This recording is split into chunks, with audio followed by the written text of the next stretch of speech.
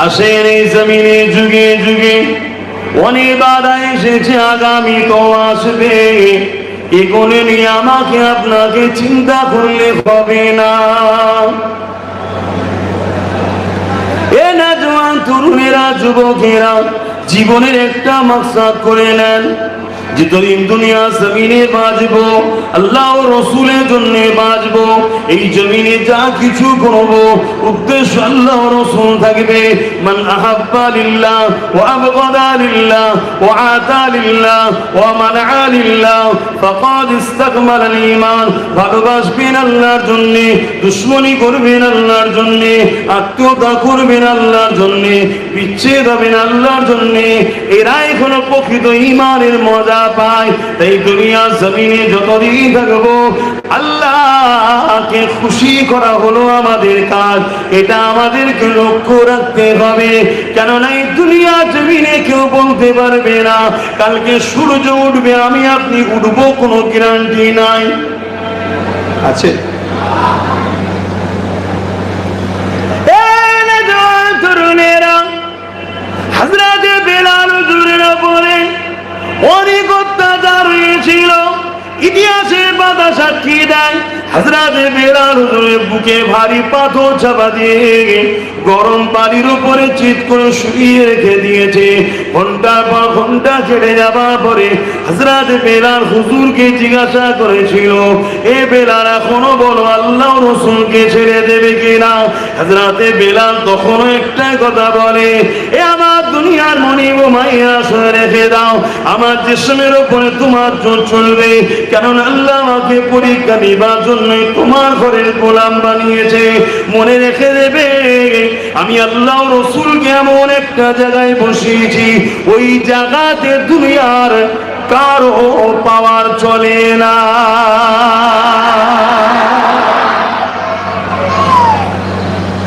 আমাদেরকেও সেই ঈমান তৈরি করতে হবে, সেই মহব্বত সম্পর্ক জুড়তে হবে। এটাই কাজ, এটাই আমাদের কাজ। যদি করতে পারি তবে কামিয়াবি। না হয় কত বড় আপনি দুনিয়ায় সম্মানিত, কত শিক্ষিত, কত ব্যাংক ব্যালেন্স, কত বড় ব্যবসায়ী, কত বড় লিডার, এসব দুনিয়ায় রয়ে যাবে। আপনি কত বড় আল্লাহ রসুলের প্রেমিক হতে পেরেছেন, দাসত্ব করতে পেরেছেন, আল্লাহ রসুলের সুন্নায় জীবন কাটাতে পেরেছেন, এটাই হলো আমাদের কিন্তু মূল লক্ষ্য। এটাই আল্লাহ জিজ্ঞেস করবে। মুসলমান ঘরের ছেলে মেয়েরা, তরুণেরা, বাপেরা, হযরত বেলাল হুজুর এইভাবে জুলুম হয়েছে। শত শেষে হযরত আবু বকর সিদ্দিককে খরিদ করে আজাদ করে দিয়েছে। আমি যেটা বোঝাতে চাইছি, এত কষ্ট এত বাধার পরও তিনারা আল্লাহ রসুলকে ছেড়ে দেয়নি। আর সামান্য দুনিয়ার লোভ লালসা, সামান্য খোদার জ্বালায় যদি সামান্য কোনো চাপের জন্য আমরা যদি ইসলামের নীতি আদর্শ কোনো একটা একটা করে বাদ দিতে থাকি, তাহলে কিয়ামত আমাদের জন্য বড় ভয়ানক হবে। এ যুবকেরা, তরুণেরা, বাপেরা, আল্লাহ নবী কত কষ্ট করেছে। এই পৃথিবীর জমিন তো অন্ধকারে আচ্ছন্ন ছিল। এই পৃথিবীর জমিনে এমন শাসক ছিল যাদের নাম আবু জির বাবুল হাব ছিল। তারা পৃথিবীর জমিনটাকে নিজেদের গোলাম বানিয়ে দিয়েছিল। তাদের হাত থেকে মানুষগুলোকে আজাদ করার জন্য আল্লাহ নবী যে সংগ্রামটা করেছে, যে লড়াইটা করেছে, যে কষ্টটা নবী আমার কাটিয়েছে, তার সামান্যটুকু তো আমাদের উপরে আল্লাহ দেয়নি।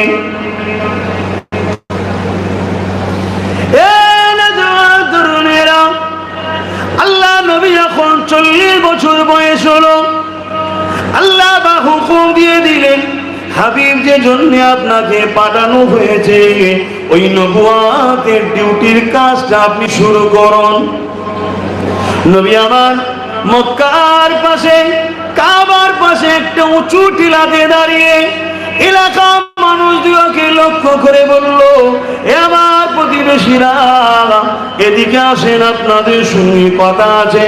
আমার রাসূলুল্লাহটাকে সবাই তারা এগিয়ে আসলো। আল্লাহ নবী তাদেরকে জিজ্ঞাসা করতে লাগলো, জীবনে কখনো তোমরা আমাকে মিথ্যা বলতে দেখেছো? তারা বলল, না, আপনি আলামিন চিরসত্যবাদী। আল্লাহ নবী বললেন, কখনো তোমরা আমাকে দেখেছো কারো সঙ্গে ঝগড়া ফাসাদে জড়িয়েছে? তারা বলল, না। আল্লাহ নবী তাদেরকে আবার জিজ্ঞাসা করলো, কখনো কি তোমরা আমাকে কোনো পাপ কাজে, নোংরা কাজে এবং জাহিলিয়াতের কোনো কর্মকাণ্ডের মধ্যে দেখেছো? তারা সবাই সাক্ষী দিল, না। আল্লাহ নবী তখন বলতে লাগলো, আমাকে তোমরা সত্যবাদী বলে মানো? তারা বলল, শুধু সত্যবাদী নয়, চির সত্যবাদী আলামিন বলে মানি। আল্লাহ নবী তখন বললেন, আমি যদি বলি ওই পাহাড়ের ওই পাদদেশে একদল মানুষ রয়েছে যারা এখনই তোমাদের উপরে হামলা করার জন্য রেডি হয়েছে, তোমরা কি তাহলে মেনে নেবে? তারা বলতে লাগলো, মুহাম্মদ সাল্লাল্লাহু আলাইহি ওয়াসাল্লাম যদি বলে, অবশ্যই আমরা মেনে নেব, কেননা 40 বছর ধরে আপনাকে দেখছি, কোনো দিনের জন্য আপনি একটা মিথ্যা কথা বলেননি। আরো জোরে বলুন সুবহান। এই মহলটা তৈরি করছে আল্লাহ 40 বছর ধরে। নবীকে আল্লাহ ওই মহলে রেখে 40 বছর ধরে প্রতিবেশী সবাইয়ের কাছে এই মহল তৈরি করছে, যাতে করে মানুষ 40 হঠাৎ করে এসে যদি বলে, আনা খাতিমুন নবী, আনা মুহাম্মদ রাসূল, তাহলে মানুষের মধ্যে একটা দ্বিধাদ্বন্দ্ব হতে পারে। 40 বছর যে মানুষটাকে দেখছি কোনোদিন মিথ্যা বলে না, আজকে তিনি যখন একটা কথা বলবে, স্বাভাবিক মেনে লিবাটাই স্বাভাবিক। এরপরও কে মানছে না মানছে, এটাই তো পরীক্ষা। আল্লাহ নবী বললেন, তোমরা তো দেখোনি ওই পাহাড়ের পিছনে লোক আছে, তোমরা তো দেখোনি, তাহলে মানবে কেন? তারা বলছে, আপনি কখনো ফালতু কথা বলেন এমন কোনোদিন দেখিনি। আপনি কখনো ঠাট্টা ইয়ার্কি করেন, গল্প বলেন, নাটক করেন, এরকমও কখনো দেখিনি। 40 বছর আপনাকে দেখছি, আমরা দেখেছি আপনি মানুষের কষ্টে সাথ দেন, মানুষকে কষ্ট দেন না, মানুষের জন্য নিজে কষ্টকে নিজের কাঁধে তুলে নেন, আমি দেখেছি। তাই আপনি যদি বলেন আমরা মেনে নেব। আল্লাহ রাসূল তখন বললেন, তাহলে তোমরা বলো, লা ইলাহা ইল্লাল্লাহ আনা মুহাম্মদ রাসূলুল্লাহ, আমি আল্লাহর প্রেরিত রাসূল। তোমাদের মালিক হলো একজন, তিনি হলেন আল্লাহ। তোমাদের দ্বিতীয় কোনো রব নাই, খালেক নাই। এ পাহাড় তোমাদের প্রভু নয়, এ চাঁদ তোমাদের প্রভু নয়, এ সূর্য তোমাদের খালেক নয়, এ গাছ, পাহাড়, পর্বত, নদ, নদী, এগুলো সব মহান সৃষ্টিকর্তা সৃষ্টি। তোমাদের রব হলো একজন, তিনি আল্লাহ, যিনি লাহু মুলকুস সামাওয়াতি ওয়াল আরদ, জমিন আসমানের একমাত্র স্রষ্টা। জোরে বলুন সুবহানাল্লাহ। তিনি আমাকে, অর্থাৎ মুহাম্মদ রাসূল বলছেন, তিনি আমাকে আখেরি মেসেঞ্জার, আখেরি প্রফেট, আখেরি রাসূল করে তোমাদের কাছে পাঠিয়েছে। তোমরা আমার কথা মেনে নাও, তোমরা নিজেদের হাতে তৈরি করা 360টা খোদার উপাসনা করো না। একটু আগেই যারা বলছিল যে আপনি চির সত্যবাদী, তারা সব বেঁকে বসলো। মুসলমানের ছেলে মেয়েরা, তরুণেরা এতটা সহজে দ্বীন ইসলাম পৃথিবীর জমিনে আসেনি। তরুণেরা, এই হিন্দুস্তানের জমিনে এই দ্বীন ইসলাম এত সহজে আসেনি। আজ যেমন বাধা বিঘ্ন দেখছেন, এর থেকে হাজারো কোটি গুণ বাধা বিঘ্ন সেদিন হয়েছে।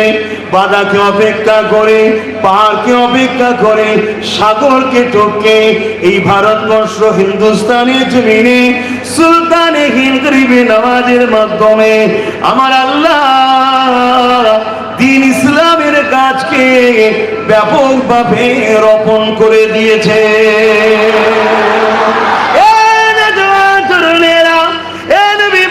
প্রেমিকেরা, সামান্য চাপে পড়ে যদি ঘাবড়ে যাও, তাহলে কামড়টা বড় কঠিন হবে।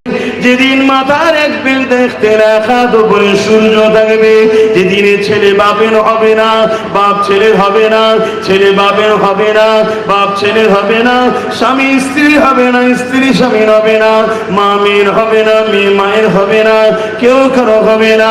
যে দিনটা এত কঠিন দিন হবে, আল্লাহ নবী সাহাবাদিনকে বলেন, হে আমার সাহাবারা, ময়দানে মাশরের জন্য বেশি বেশি করে কাঁদবে বাবা, আল্লাহ পাকে এখানে ক্ষমা চাইবে বাবা, ওই দিনের জন্য বেশি বেশি করে চিন্তা করবে বাবা।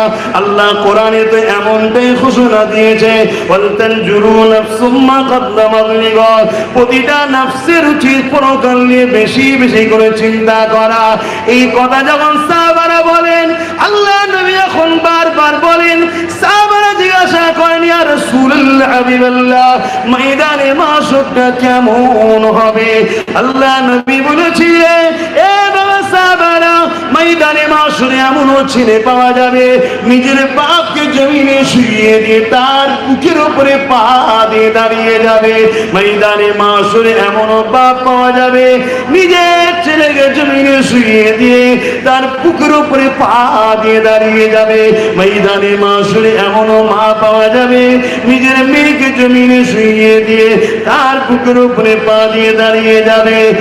এক কথায় যার উপরে যার জোর চলবে, ময়দানে মাশরে সে তাকে জমিনে শুইয়ে দিয়ে তার বুকের উপরে পা দিয়ে সে দাঁড়িয়ে যাবে। এরই নাম হবে কিয়ামত। শুনছেন তো আপনারা? মাইক বুঝতে পারছেন? আমরা বাপকে কত ভালোবাসি, বাপ সন্তানকে কত ভালোবাসে, আমরা মাকে কত ভালোবাসি, মা সন্তানকে কত ভালোবাসে, স্বামী স্ত্রীর সম্পর্ক, বাপ বেটার সম্পর্ক, বন্ধুর সম্পর্ক। কিন্তু ময়দানে মাশরে যে যাকে পারবে জমিনে শুয়ে তার বুকের উপরে পা দিয়ে দাঁড়াবে। কেন? লোহা যেমন আগুনে দিলে পুড়ে পুড়ে লাল হয়, সূর্যের তাপেতে জমিনটা পুড়ে লাল হয়ে যাবে। বর্তমান সূর্য তো কোটি কোটি মাইল দূরে, সেদিন সূর্যের 12 গুণ তাপ বেশি হবে। মাথার এক বেগদা ইখতিলাফ, এক হাত উপরে আল্লাহ সূর্যকে নামাবে, এই তাপেতে মাথার ঘিনুগুলো গলে গলে নাক দিয়ে ঝরবে। দুনিয়ার কোন হনুমানের ভয়ে তুমি যদি দিন থেকে সরে যাও, রাসূল থেকে সরে যাও, আল্লাহ থেকে সরে যাও, মনে রেখে দিও এই দিন কিন্তু তোমার হনুমানকেও দাঁড়াতে হবে, তোমাকেও দাঁড়াতে হবে। কথা বুঝছেন না? বোঝেন না? হ্যাঁ, আমরা খোঁজ খবর সবই রাখি দুনিয়ায় কি হচ্ছে, তারপরও আমরা হক কথা বলি। আপনারা জানেন কি জানি না, আমরা খোঁজ খবর সবই রাখি, তারপরও হক কথা বলি। আমরা যখন ঘর থেকে বাইর হই, আমরা সেই শিশুবেলায় মায়ের কোলে বসে কারবালার ওয়াজ শুনেছি, সেই ওয়াজকে স্মরণ করেই বাহির হই। আমার ইমাম পাক বাহির হয়েছিলেন না 72 জনকে নিয়ে বা 82 জনকে নিয়ে দাওয়াতে যাচ্ছিলেন। তৎকালীন সময়ের এজিদ আমার ইমাম পাকের উপরে জুলুম করেছে না করেনি? একটু আওয়াজ দিন। আপনারা আওয়াজ পিছন থেকে আসছে না, কি জুলুম করেছে না করেনি? আজকে জুলুম হবে না এটা ভাবছেন কেন? আপনি যদি মুমিন হন, আপনার রাসূলের উপরে জুলুম হয়েছে, আপনার উপরে হবে না কি করে হতে পারে? আপনার উপরে জুলুম হবে এই কারণেই হবে আপনি রাসূলকে মানেন না। আপনার রাসূলের উপরে কত জুলুম হয়েছে, আপনার রাসূল যখন সিজদায় গেছে সুবহান রাব্বিয়াল আলা, আল্লাহ পাকের পবিত্রতার বর্ণনা দিচ্ছে, তখন মক্কার জালিম অত্যাচারীরা আমার রাসূলুল্লাহর পিঠের উপরে পচা দুর্গন্ধময় দুম্বার ভুঁড়িকে চাপিয়ে দিয়েছে।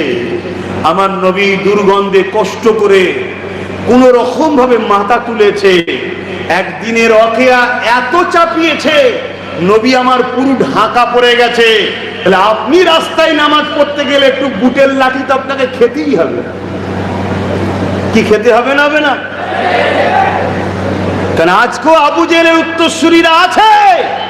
আর ওমা আরসালনাকা ইল্লা রাহমা, আল উলামা ওয়ারাসাতুল আমবিয়া, নবীর উত্তরসূরিরাও আছে। জোরে বলুন সুবহানাল্লাহ। আপনি আবু জেহেলের উত্তরসূরিদের সঙ্গে থাকবেন না রসুলের উত্তরসূরিদের সঙ্গে থাকবেন, সেটা আপনার ব্যাপার, কিন্তু হবে, জুলুম হবে, এটা নিয়ে চিন্তা করার কিছু নেই। আল্লাহ নবীকে এমনও দিন গেছে পাহাড়ে মাসকে মাস নবী আমার গাছের পাতা ফল মূল খেয়ে জীবন ধারণ করেছে। কেন? চতুর্দিকে ঘুরে বেড়াচ্ছে আমার রাসূলুল্লাহকে শহীদ করবে। নাউজুবিল্লাহ বলেন। ঘুরে বেড়াচ্ছে। রাসূলের অপরাধ কি? বলুন, রাসূলুল্লাহর অপরাধ কি? নবীর অপরাধ হলো নবী মানুষকে আলো দেখিয়েছে, আর যারা দুনিয়াকে অন্ধকারে রাখতে চায় তারা দেখছে আরে এই আলোই তো মানুষ আলোকিত হয়ে যাচ্ছে, অতএব এই রাসূলুল্লাহর আলোকে রাসূলুল্লাহকে বন্ধ করতে হবে, রুখতে হবে। এটাই তো। কত শুনছেন তো নাকি? এমনও দিন গেছে আল্লাহ নবী কে পাথর নিক্ষেপ করেছে, নবী পাকের দান্দা মুবারক শহীদ হয়ে গেছে, রক্ত ঝরছে। হ্যাঁ, যে রাসূল না হলে আল্লাহ কুল কায়নাতকে বানাতেন না। যা কিছু করেছেন আল্লাহর একটা লক্ষ্য। আর সূরা ইয়াসিন পড়ুন না, ইয়াসিনুল কুরআনিল হাকীম। এই যে ইয়াসিন, ইয়াসিনটা কার নাম? আমার রাসূলুল্লাহর নাম। দুনিয়া সৃষ্টির হাজারো হাজারো হাজারো হাজারো বছর আগে আমার আল্লাহ রসুলকে ডাকছে, হে আমার পিয়ারা ইয়াসিন। যদি বলুন সুবহানাল্লাহ। কায়নাত তো আল্লাহ তৈরি করেছে যে রাসূলুল্লাহর জন্য। সেই নবী দান্দা মুবারক শহীদ হয়ে গেছে, রক্ত ঝরছে। আমার আপনার উপরে জুলুম হবে না? কথা বলেন। শুধু এটা নয়, আল্লাহ নবীর জীবনে এমনও দিন গেছে নিজের মাতৃভূমি ছেড়ে দিয়ে নবী পাককে হিজরত করতে পর্যন্ত হয়েছে।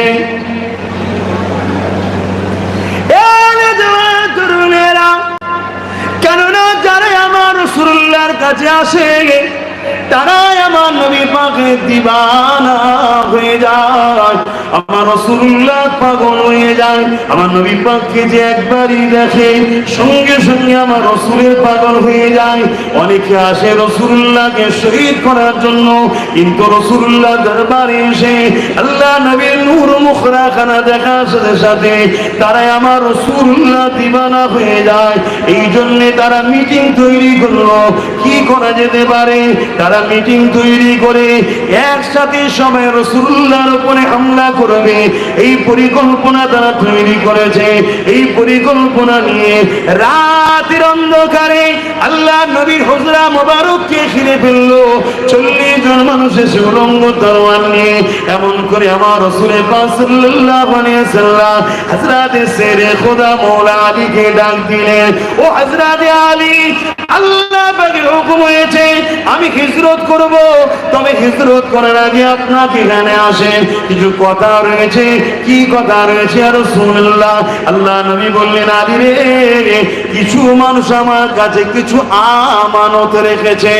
আমানত বোঝেন? বলবেন তো? আমানত বোঝেন? জিম্মা রাখা। দামি দামি সম্পদ যখন আমরা ব্যাংকে রাখি, লকারে রাখি, তখন তো ব্যাংক লকার সিস্টেম ছিল না বিশ্বাসযোগ্য মানুষের কাছে। আর এখন যদি কেউ কারো কাছে বেশি নয় 10,000 টাকা রেখে যায়, বিশ্বাসযোগ্য লোক পাওয়া যাবে? নিজেদের মধ্যেই বলুন, পাওয়া যাবে? হ্যাঁ, যে হয়তো একটা মোড় শুধু আলাদা হবে না, ঘুরে এসে যদি বলেন ভাই ওই যেটা দিলাম ওটা দে, বলবে তোর সাথে তো দেখাই হচ্ছে দুদিন পর। কি আজকে ঘটে না? ঘটে না? সমাজ কোথায় যাচ্ছে? আমরা বলছি মুসলমান,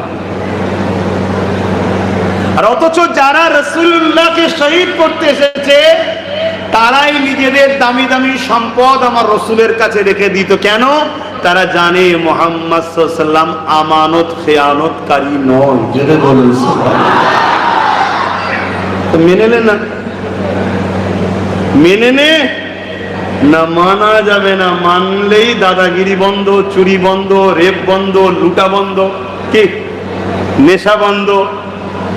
তা আজকেও যারা বিরোধী করে তারাও জানে মোহাম্মদ রসুল বরহাক সত্য, তা মেনে নিলাম না, মানলেই তো সব শেষ। কেন রসুল মানবে চুরি করবে, মানা হয়নি। রসুল মানবে মা বাপকে বৃদ্ধাশ্রমে দেবে, মানা হয়নি। রসুল মানবে নেশা করবে, মানা হয়নি। রসুল মানবে আমানত খেয়ানত করবে, রসুলকে মানা হয়নি। রসুল মানবে মালে কম দেবে, রসুলকে মানা হয়নি। রসুল মানবে রাষ্ট্রপ্রধান হয়ে রাষ্ট্রবাসীকে লুটবে, মানা হয়নি। রসুলকে মানতে গেলে কেমন মানতে হবে? হোবা হোক উদখুলু ফিস-সিলমি কাফা, হোবা হোক পরিপূর্ণ হবে তোমরা ইসলামের মধ্যে দাখিল করো। তাই তো আল্লাহ বলছেন কুল ইন কুনতুম তুহিব্বুনাল্লাহ, जो शख्स कहते हैं मैं रब ताला को मोहब्बत प्यार करता हूँ, खुदा ने फरमाया है इन लोगों का दावा सच है, तो इन लोगों को फरमाइए हबीब आप फरमाइए फत्तबिउनी, पहले आपको इत्तिबा करना होगा, आपका गुलामी करना होगा। जोरे बोलुन सुभान अल्लाह। तो केमन भाবে इत्तिबा করতে হবে? পুরো হুবহু নকশা কদমে। এটা বুঝাবার জন্য ছোট্ট একটা কথা আপনাদেরকে বলি। হযরতে ফারুক আযম রাদিয়াল্লাহু তাআলা আন, জিনার আলোচনা করলে আজকেও পৃথিবীর অনেক জালিমরা ভয় করে, তাই ওই আলোচনাও করতে দিতে চাই না। হযরতে ফারুক আযম রাদিয়াল্লাহু তাআলা আন তিনি একদিন সফরে যাচ্ছে সাথী ভাইদের ঘরে নিয়ে। একটা ফাঁকা জায়গাতে হুজুর ঘোড়া থেকে মাথাটা বসেছিলেন, ঘোড়ার উপরে মাথাটাকে হেঁট করলেন। সফরের কাজ মিটিয়ে যখন সাথীদের সাথে আবার আসছে ওই জায়গাতে আবার মাথাকে হেঁট করলেন।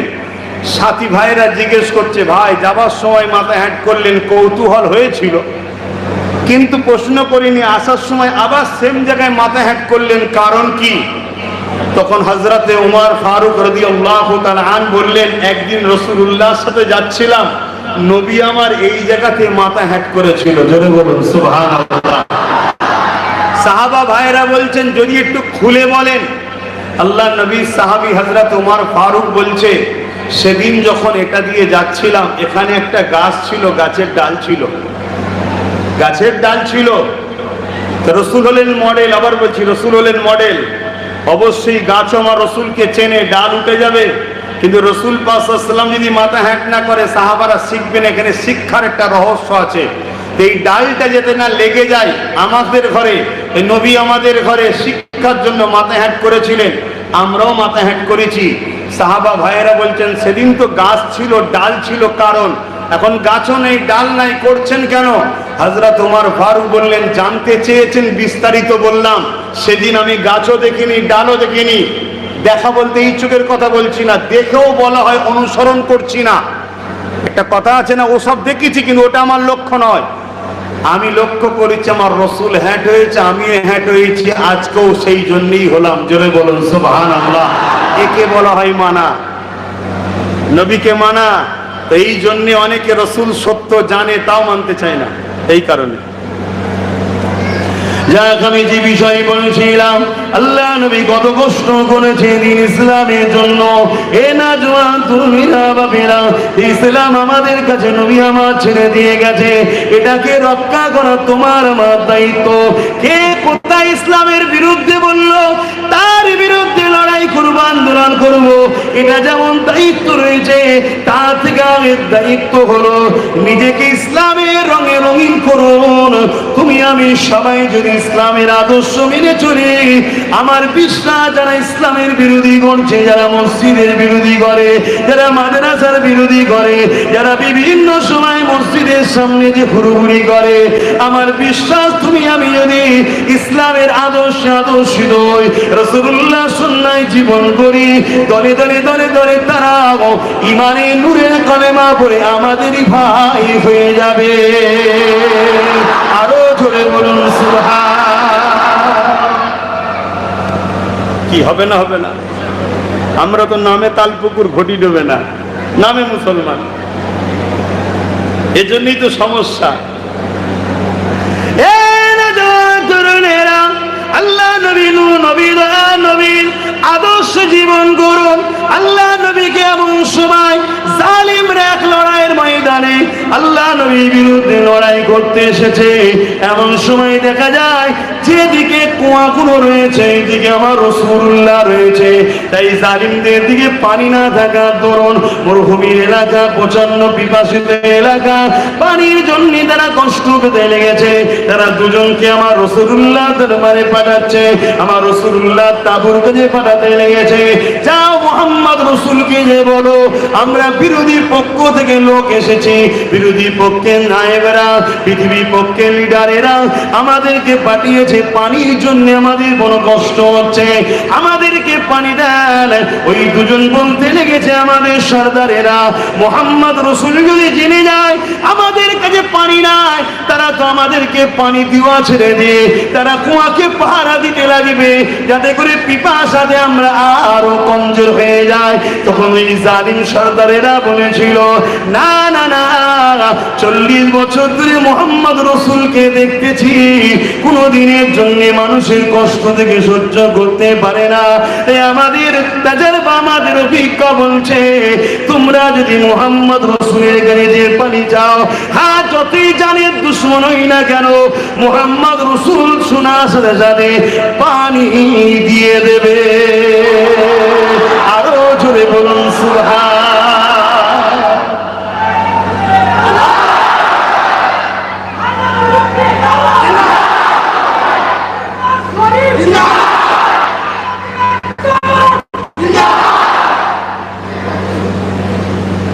আদর্শ করতে হবে।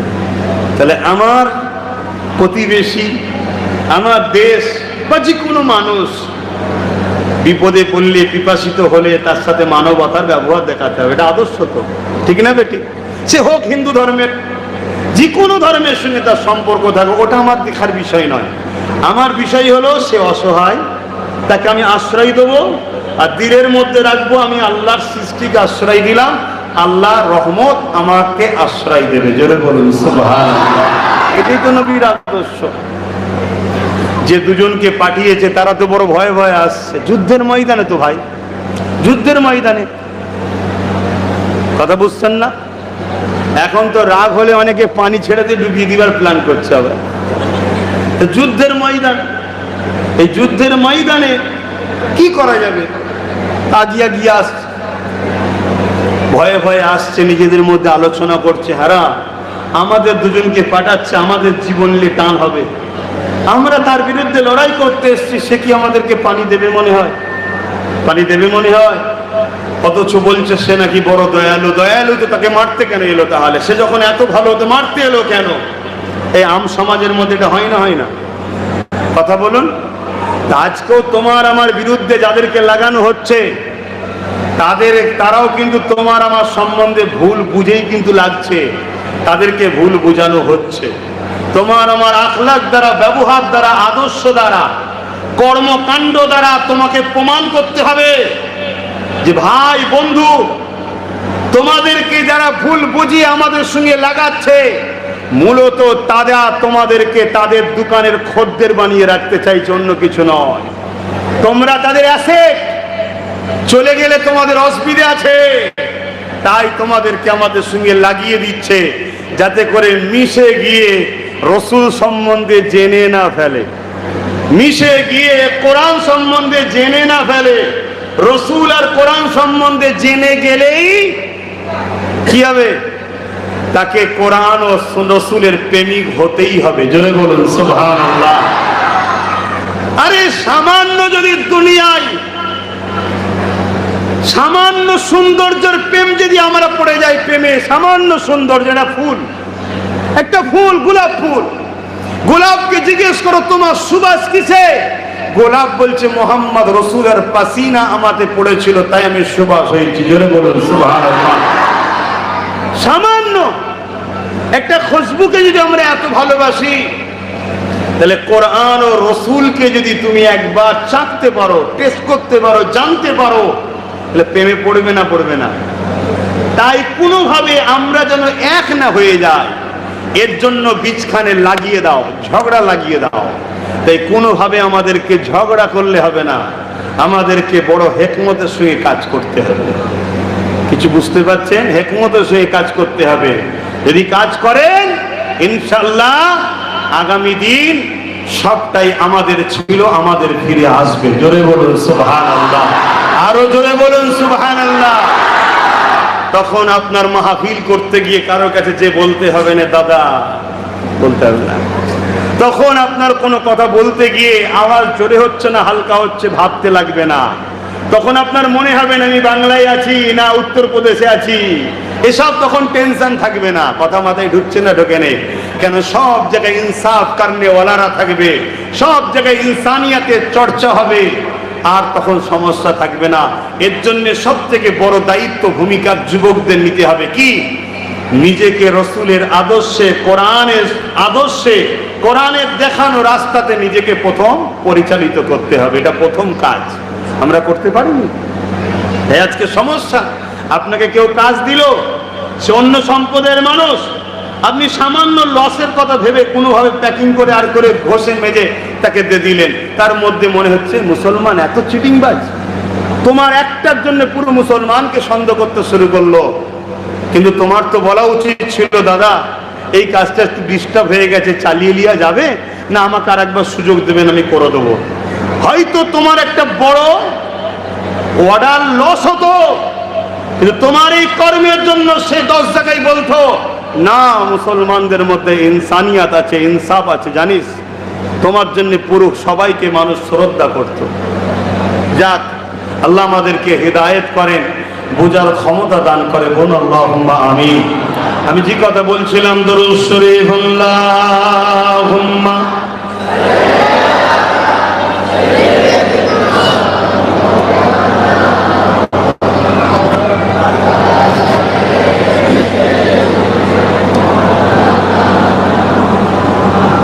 फलक पर चाँद जैसा है नबी का नाम ऐसा है, फलक पर चाँद जैसा है नबी का नाम ऐसा है, दिलों से गम मिटाता है मोहम्मद नाम ऐसा है। যখন খুব পেরেশানি পড়ে যাবে, কাজের সমস্যা হোক, পারিবারিক সমস্যা হোক, কোনো পেরেশানে জড়িয়ে যাবে, নিরিবিলিতে বেশি বেশি করে দরুদ পড়বে, তোমার পেরেশানকে আল্লাহ দূর করে দেবে। জয় বলুন সুবহানাল্লাহ। फलक पर चाँद जैसा है नबी का नाम ऐसा है, दिलों से गम मिटाता है मोहम्मद नाम ऐसा है। ये दिल जब गम का मारा हो मोहम्मद याद आता है, ये दिल जब गम का मारा हो मोहम्मद याद आता है, जुदा जब कोई प्यारा हो मोहम्मद याद आता है, जुदा जब कोई प्यारा हो मोहम्मद याद आता है, फलक पर चाँद जैसा है नबी का नाम ऐसा है, दिलों से गम मिटाता है मोहम्मद नाम ऐसा है,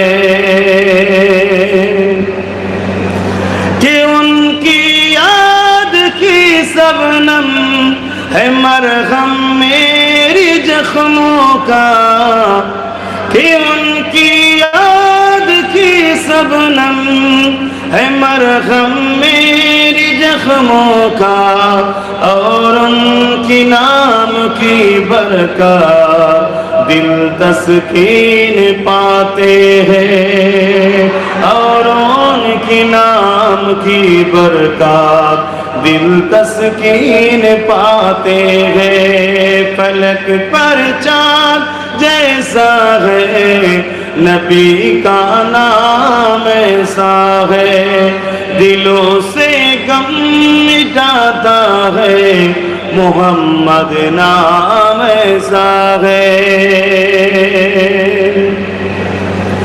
किसी का दिल दुखाना सताओ खल्क बारी को, किसी का दिल दुखाना सताओ खल्क बारी को, मेहरबानी का हर रास्ता मदीने को ही जाता है, मेहरबानी का हर रास्ता मदीने को ही जाता है। फलक पर चाँद जैसा है, नबी का नाम ऐसा है, दिलों से गम मिटाता है, मोहम्मद नाम ऐसा है। अल्लाहुम्मा सल्ली अला।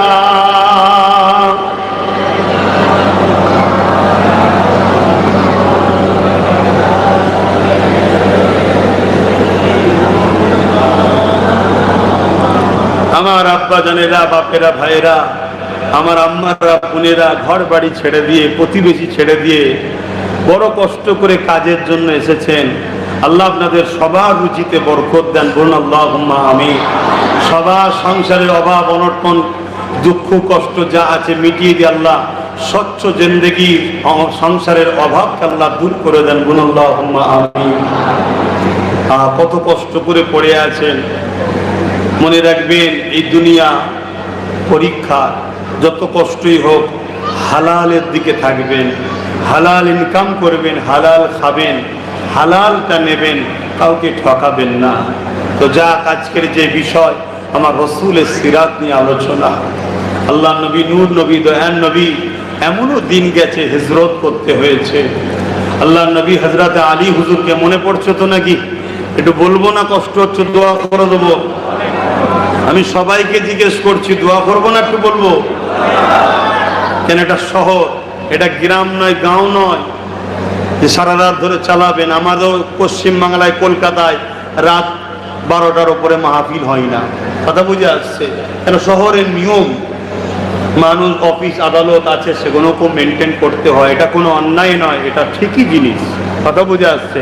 হ্যাঁ, গ্রামগঞ্জের ব্যাপার হলে সেটা আলাদা কথা, সেই জায়গাটাকেও খেয়াল রাখতে হবে। তো হযরত আলী রাদিয়াল্লাহু তাআলা আনহু হুজুরকে একটার পর একটা রাসূল বুঝিয়ে দিচ্ছে, এই আমানতটা অমুকের, এই আমানতটা অমুকের, এই আমানতটা অমুকের, এভাবে বোঝাচ্ছে। আর যাদের ধন দৌলত রাসূলুল্লাহর কাছে রেখেছিল, তারাই কিন্তু অস্ত্র তরোয়াল নিয়ে রাসূলুল্লাহর ঘর ঘিরেছে, আমার নবীকে শহীদ করবে। কথা বুঝতে পারছেন? অত তারাই রাসূলকে আবার মাল রাখতো। হযরত আলী রাদিয়াল্লাহু তাআলা আনহু হুজুরকে বুঝিয়ে দিয়ে আল্লাহ নবী রওনা দিচ্ছেন। কথা বুঝে আসছে? এক মুঠো মাটি নিলেন, ওমা রমাইতা ইয রামাইতা ওয়ালাকিন্নাল্লাহ রামা বলে মাটিতে ফু দিলেন, জালিমদের দিকে থ্রো করলেন, ছুড়লেন, সব বালি পড়ল চোখে। আল্লাহ নবী রওনা দিলেন, তারা দেখতে পেল না। জোরে বলুন সুবহানাল্লাহ। কিন্তু এখানে একটা শিকার বিষয় আছে। আমার নবী যখন মদিনা ইয়াসরিতে চলে গেলেন, আল্লাহ নবীকে আমার আল্লাহ পাক জিজ্ঞেস করেছেন, হাবিব, ওই দিনে আপনাকে তো জালিমরা ঘর ঘিরে ফেলেছিল, আপনি আসলেন কি করে? আমার রসুল বললেন, আল্লাহ, আমি বালি নিলাম, তাদের দিকে ছুড়লাম, তাদের চোখে পড়লো, আমি চলে আসলাম। আল্লাহ পাক আমার নবীকে বলছেন, জালিমরা তো তোমার ঘরের চতুর্দিকে ঘিরে ছিল, তুমি কি চতুর্দিকে বালি ছুঁড়েছো? আল্লাহ নবী বললেন, না, একদিকে, যেদিকে বাইর হয়েছি সেদিকে ছুঁড়েছি। তো যেদিকে বাইর হয়েছো সেদিকে ছুঁড়েছো, তাদের চোখে লাগবে, তো বাকিদের চোখে বালি পড়লো কি করে? আল্লাহ নবী চুপ হয়ে গেলেন। আমার আল্লাহ বলছেন, হাবিব, ওই দিনের বালিটা আপনি ছুঁড়েননি, আমি আল্লাহ ছুঁড়েছিলাম। জোরে বলুন সুবহানাল্লাহ। এখানে অবশ্যই রসুল ছুঁড়েছেন, আল্লাহ বলছেন আমি ছুঁড়েছি। অর্থাৎ রসুলের ছোড়ার গুরুত্বকে আল্লাহ বাড়াচ্ছে, তাই বলছে ওই দিনে আমি ছুঁড়েছি। যেমন ঘরটা কাবা ইব্রাহিম নবী বানিয়েছে, সম্মান বাড়াবার জন্য আল্লাহ বলছেন আমার ঘর। আল্লাহ মোটেই ওখানে থাকে না, কথা বুঝে আসছে? কিন্তু ঘরের মর্যাদা বাড়াবার জন্য রসুলের ছোড়ার গুরুত্বটাকে আল্লাহ বাড়াচ্ছে। নবীর ছোড়াটা আল্লাহ বলছে আমারই ছোড়া, আপনি ছুঁড়েছেন, ওই দিনের বালিটা সবার চোখে পৌঁছে আমি দিয়েছি। জোরে বলুন সুবহানাল্লাহ।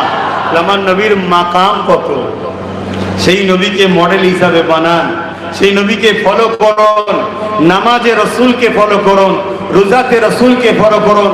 আজ আমাদের মধ্যে হাজারো ডিভাইড তৈরি হচ্ছে। কেন?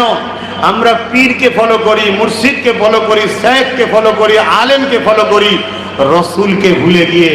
আরে পীরকে মানুন, মুর্শিদকে মানুন, আলেমকে মানুন, শেখকে মানুন, আমিরকে মানুন, তার মুখ থেকে যে রাসূলুল্লাহর কথা বেরোয় ওটা মানুন।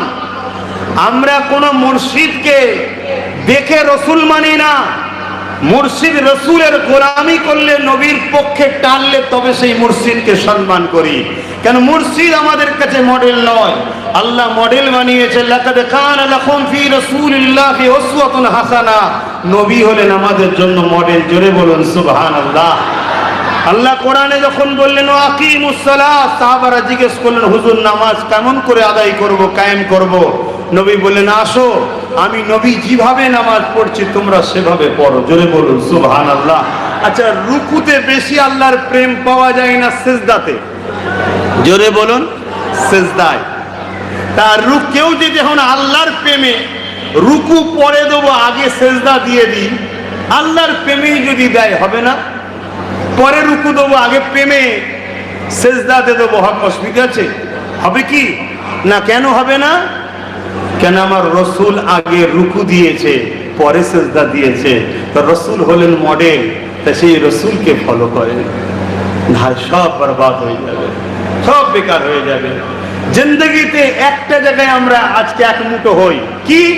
কার কি স্কুল, কার কি শায়েখ, কার কি হযরত, কে কোন সিলসিলা, কে কোন দল, সব যার যার কাছে থাক, কিন্তু একটা জায়গায় আমরা এক হই।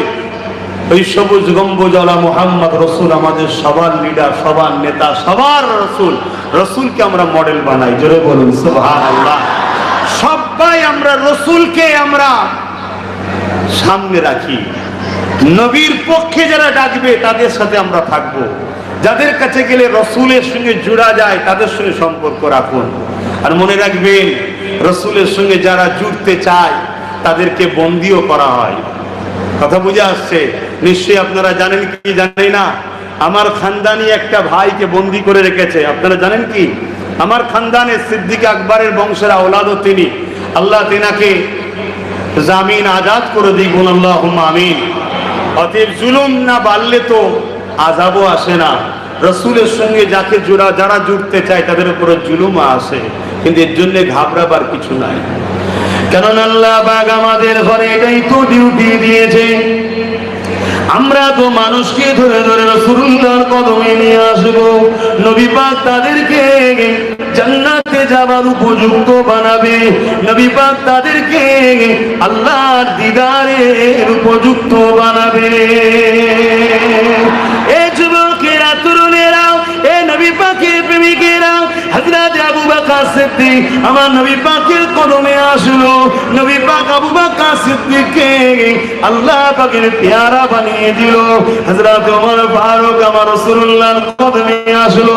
কিন্তু মনে রাখবেন, ওমর ফারুক একদিন বলেছিল 40 জন হয়ে গেছে, আর 39 জন হতে দেব না। এইভাবে তরোয়াল নিয়ে যখন রওনা দিয়েছিল, আমার আল্লাহ বলেছিল ওমর জলদি করে যা, আমি আল্লাহ তোকে 40 বানিয়ে দেবো।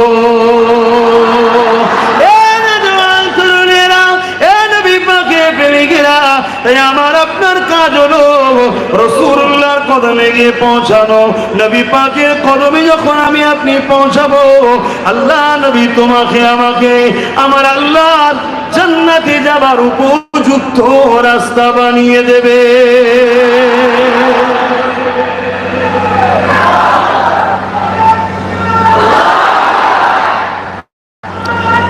আল্লাহ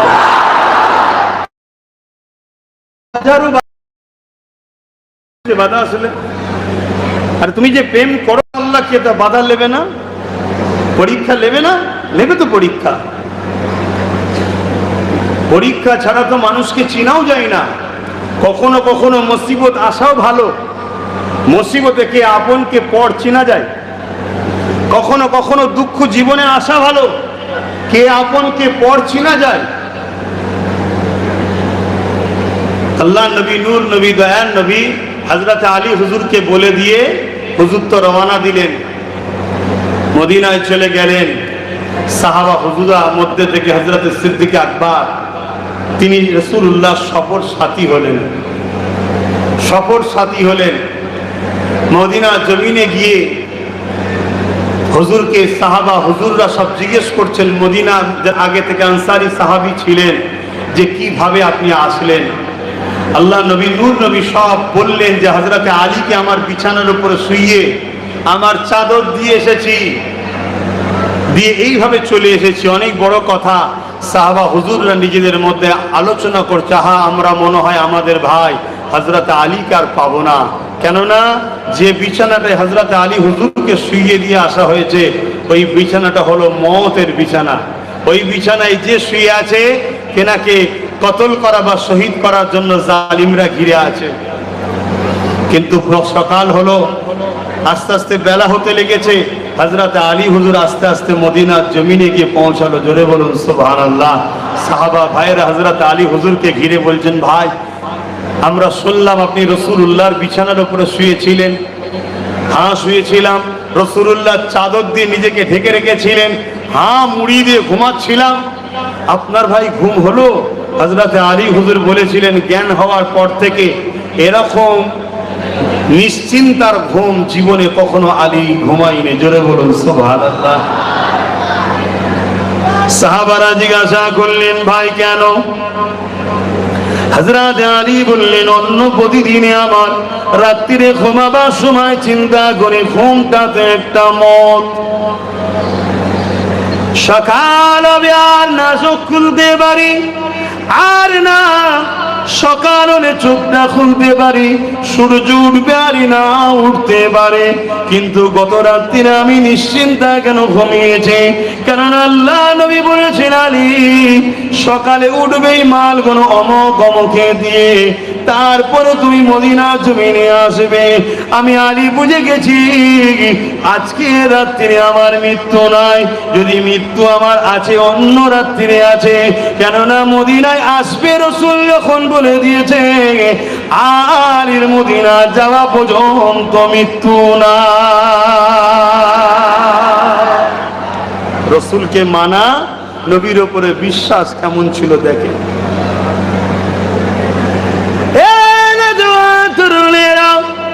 আল্লাহ নবী, নূর নবী, দয়ার নবী, ইনসাফ ইনসানিয়াত, মানুষকে এক আল্লাহর রাস্তা দেখাবার জন্যে, ন্যায় সত্য প্রতিষ্ঠিত করার জন্যে, পৃথিবীর বুকে অন্যায় অত্যাচার জুলুমকে মিটাবার জন্যে আল্লাহ নবী কতটা কষ্ট করেছে। কেননা নবী পাকের সিরাতুন নবীর মাহফিল করেছে। আমার নবী পাকের জীবনে এমনও দিন গেছে, আল্লাহ নবী, নূর নবী, দয়ার নবী পেটে তিন দিন ধরে পাথর পেতে কাটিয়েছে। তথাপিও নবী আমার কোনদিন আল্লাহ পাকের কাছে দোয়া চাইনি, আল্লাহ আমাকে খোদা তো লেগেছে খানা দেন। নবী আমার যখনই দোয়া চেয়েছে, আল্লাহ আমার উম্মত উম্মতিদেরকে ইবাদত করে, আমার উম্মত উম্মতিদের কি হবে উপায়? নবী আমার তোমার আমার জন্য সারা জীবনটা কেঁদেছে, দুনিয়াবি জিন্দেগি কেঁদেছে। আজও নবী আমার কাঁদছে, রওজা মুবারকে নবী আমার কাঁদতে লেগেছে। কেননা নবী আমার হায়াতুন নবী, এই হায়াতকে বারজাখি হায়াত বলা হয়। আহলে সুন্নাত ওয়াল জামাতের আকীদা এটা। এই যুবকেরা শুনে রেখে দাও, নিশ্চয়ই আপনারা জানেন দেওবন্দ বলে একটা মাদ্রাসা আছে, যে মাদ্রাসা মাওলানা কাসেম নানতুবি সাহেব তৈরি করেছে। তিনি তিনার কিতাবের মধ্যে লিখছে, আমার নবীর বিবিদের বিবাহ করা এই জন্যই হারাম। কেননা নবী তো রুহ মুবারকটা শরীর থেকে বেরিয়ে গেলে তখনই তো স্ত্রী তালাক হয়ে যায়। নবী পাকের রুহ মুবারকটা কলবে আতারের মধ্যে লুকিয়ে গিয়েছিল। এক মুহূর্তের জন্য মৃত্যু নবীর সঙ্গে আলিঙ্গন করেছিল। এই নবী আমার হায়াতুন নবী, জিন্দা মানুষের বিবিকে কখনো বিবাহ করা যায় না। এই নবীদের বিবিরা এই জন্য বিবাহ করা হারাম। এর পাশাপাশি আল্লাহর কোরআন জানাচ্ছে প্রতিটা মুমিন মুমিনা নর নারীদের জন্য আমার রাসূলুল্লাহর স্ত্রীরা হলো আমাদের জন্য আম্মা জান। কেমন আম্মা জান? নিজের আম্মা সম্বন্ধে খারাপ ধারণা হলে গুনাহ কাবীরা হবে। রাসূলুল্লাহর স্ত্রীদের সম্বন্ধে খারাপ ধারণা করে কাফের হয়ে যাবে।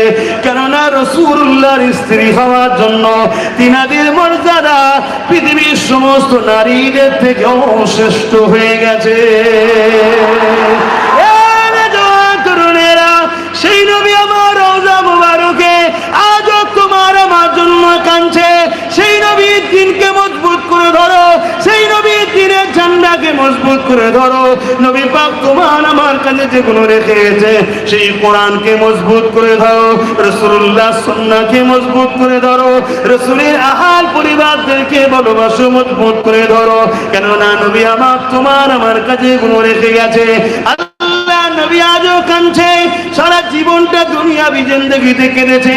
কারণ ময়দানে মাশরে আমার নবীকে যখন ওঠানো হবে ওই জায়গাতে সমস্ত নবীরা নফসি নফসি করবে। ওই জায়গাতে আমার নবী তোমার আমার জন্য সেখানেও কাঁদতে থাকবে। আরো জোরে বলুন সুবহান। আকীদা এগুলো বাপ ভাইদেরকে বলবো, এসেছেন কাজ শিখতে না দিন শিখতে? এনে কি করতে এসছেন? আজকে জলসা দিচ্ছেন একটা ঠিক আছে, কিন্তু আপনারা এসেছেন ঘর ছেড়ে বাংলা থেকে কি করতে? কাজ শিখতে বা কাজ করতে। আকীদাটা ঠিক রাখবেন। আমার নবী হায়াতুন নবী, জোরে বলুন আমার নবী। আরো জোরে বলবেন না? আরো খুশি বলুন হায়াতুন নবী। এই হায়াতকে বারজাকি হায়াত বলা হয়। আমার নবী সশরীরে রওজা মুবারকে আজও জিন্দা এবং আমাদের জন্য কাঁদছেন। জোরে বলুন সুবহানাল্লাহ। একটা তারিখ বলে যাচ্ছি, ইতিহাস বলে যাচ্ছি। হতভাগা শয়তান এজিদ, জাহান্নামের কুকুর, যখন বলেছিল মদিনার জন্য সৈন্য পাঠিয়েছিল, 3 দিন হালাল করে দিলাম। কেননা ইমাম হোসেন হুজুর যখন শহীদ হয়ে গেলে খবর যখন পেল, মদিনার মানুষরাও এজিদের বিরোধী করেছিল, যার এজিদকে মানা যাবে না। শুনছেন তো? এত চতুর্দিকে আওয়াজ হচ্ছে, আমার আলোচনা করতে খুবই অসুবিধা হচ্ছে।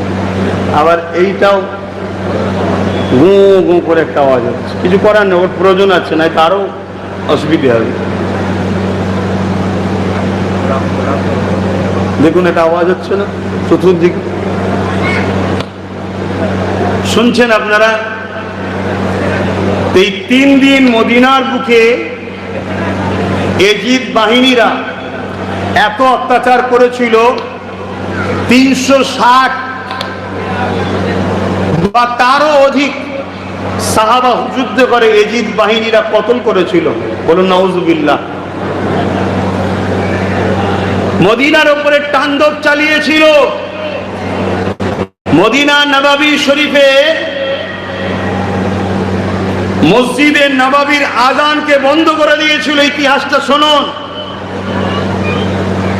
আপনারা আমাকে কখনো নিয়ে আসবেন কি না আসবেন পরের কথা, আমার ডিউটি আপনাদেরকে জানানো, এসেছি যখন। আর আপনারাও আমাকে নিয়ে আসেন না, আমাকে আমার আল্লাহ নিয়ে এসছে। এটা ঠিক না বেটি? হ্যাঁ, এটা আল্লাহ নিয়ে এসছে। কেন কোনো এমন একটা জায়গায় যাইনি যেখানে আমি আসলে বাধা নেই, এমন কোন জায়গা দেখিনি আমার লাইফে। কথা বুঝে আসছে? আমি যেখানে গেছি সেখানেই বাধা।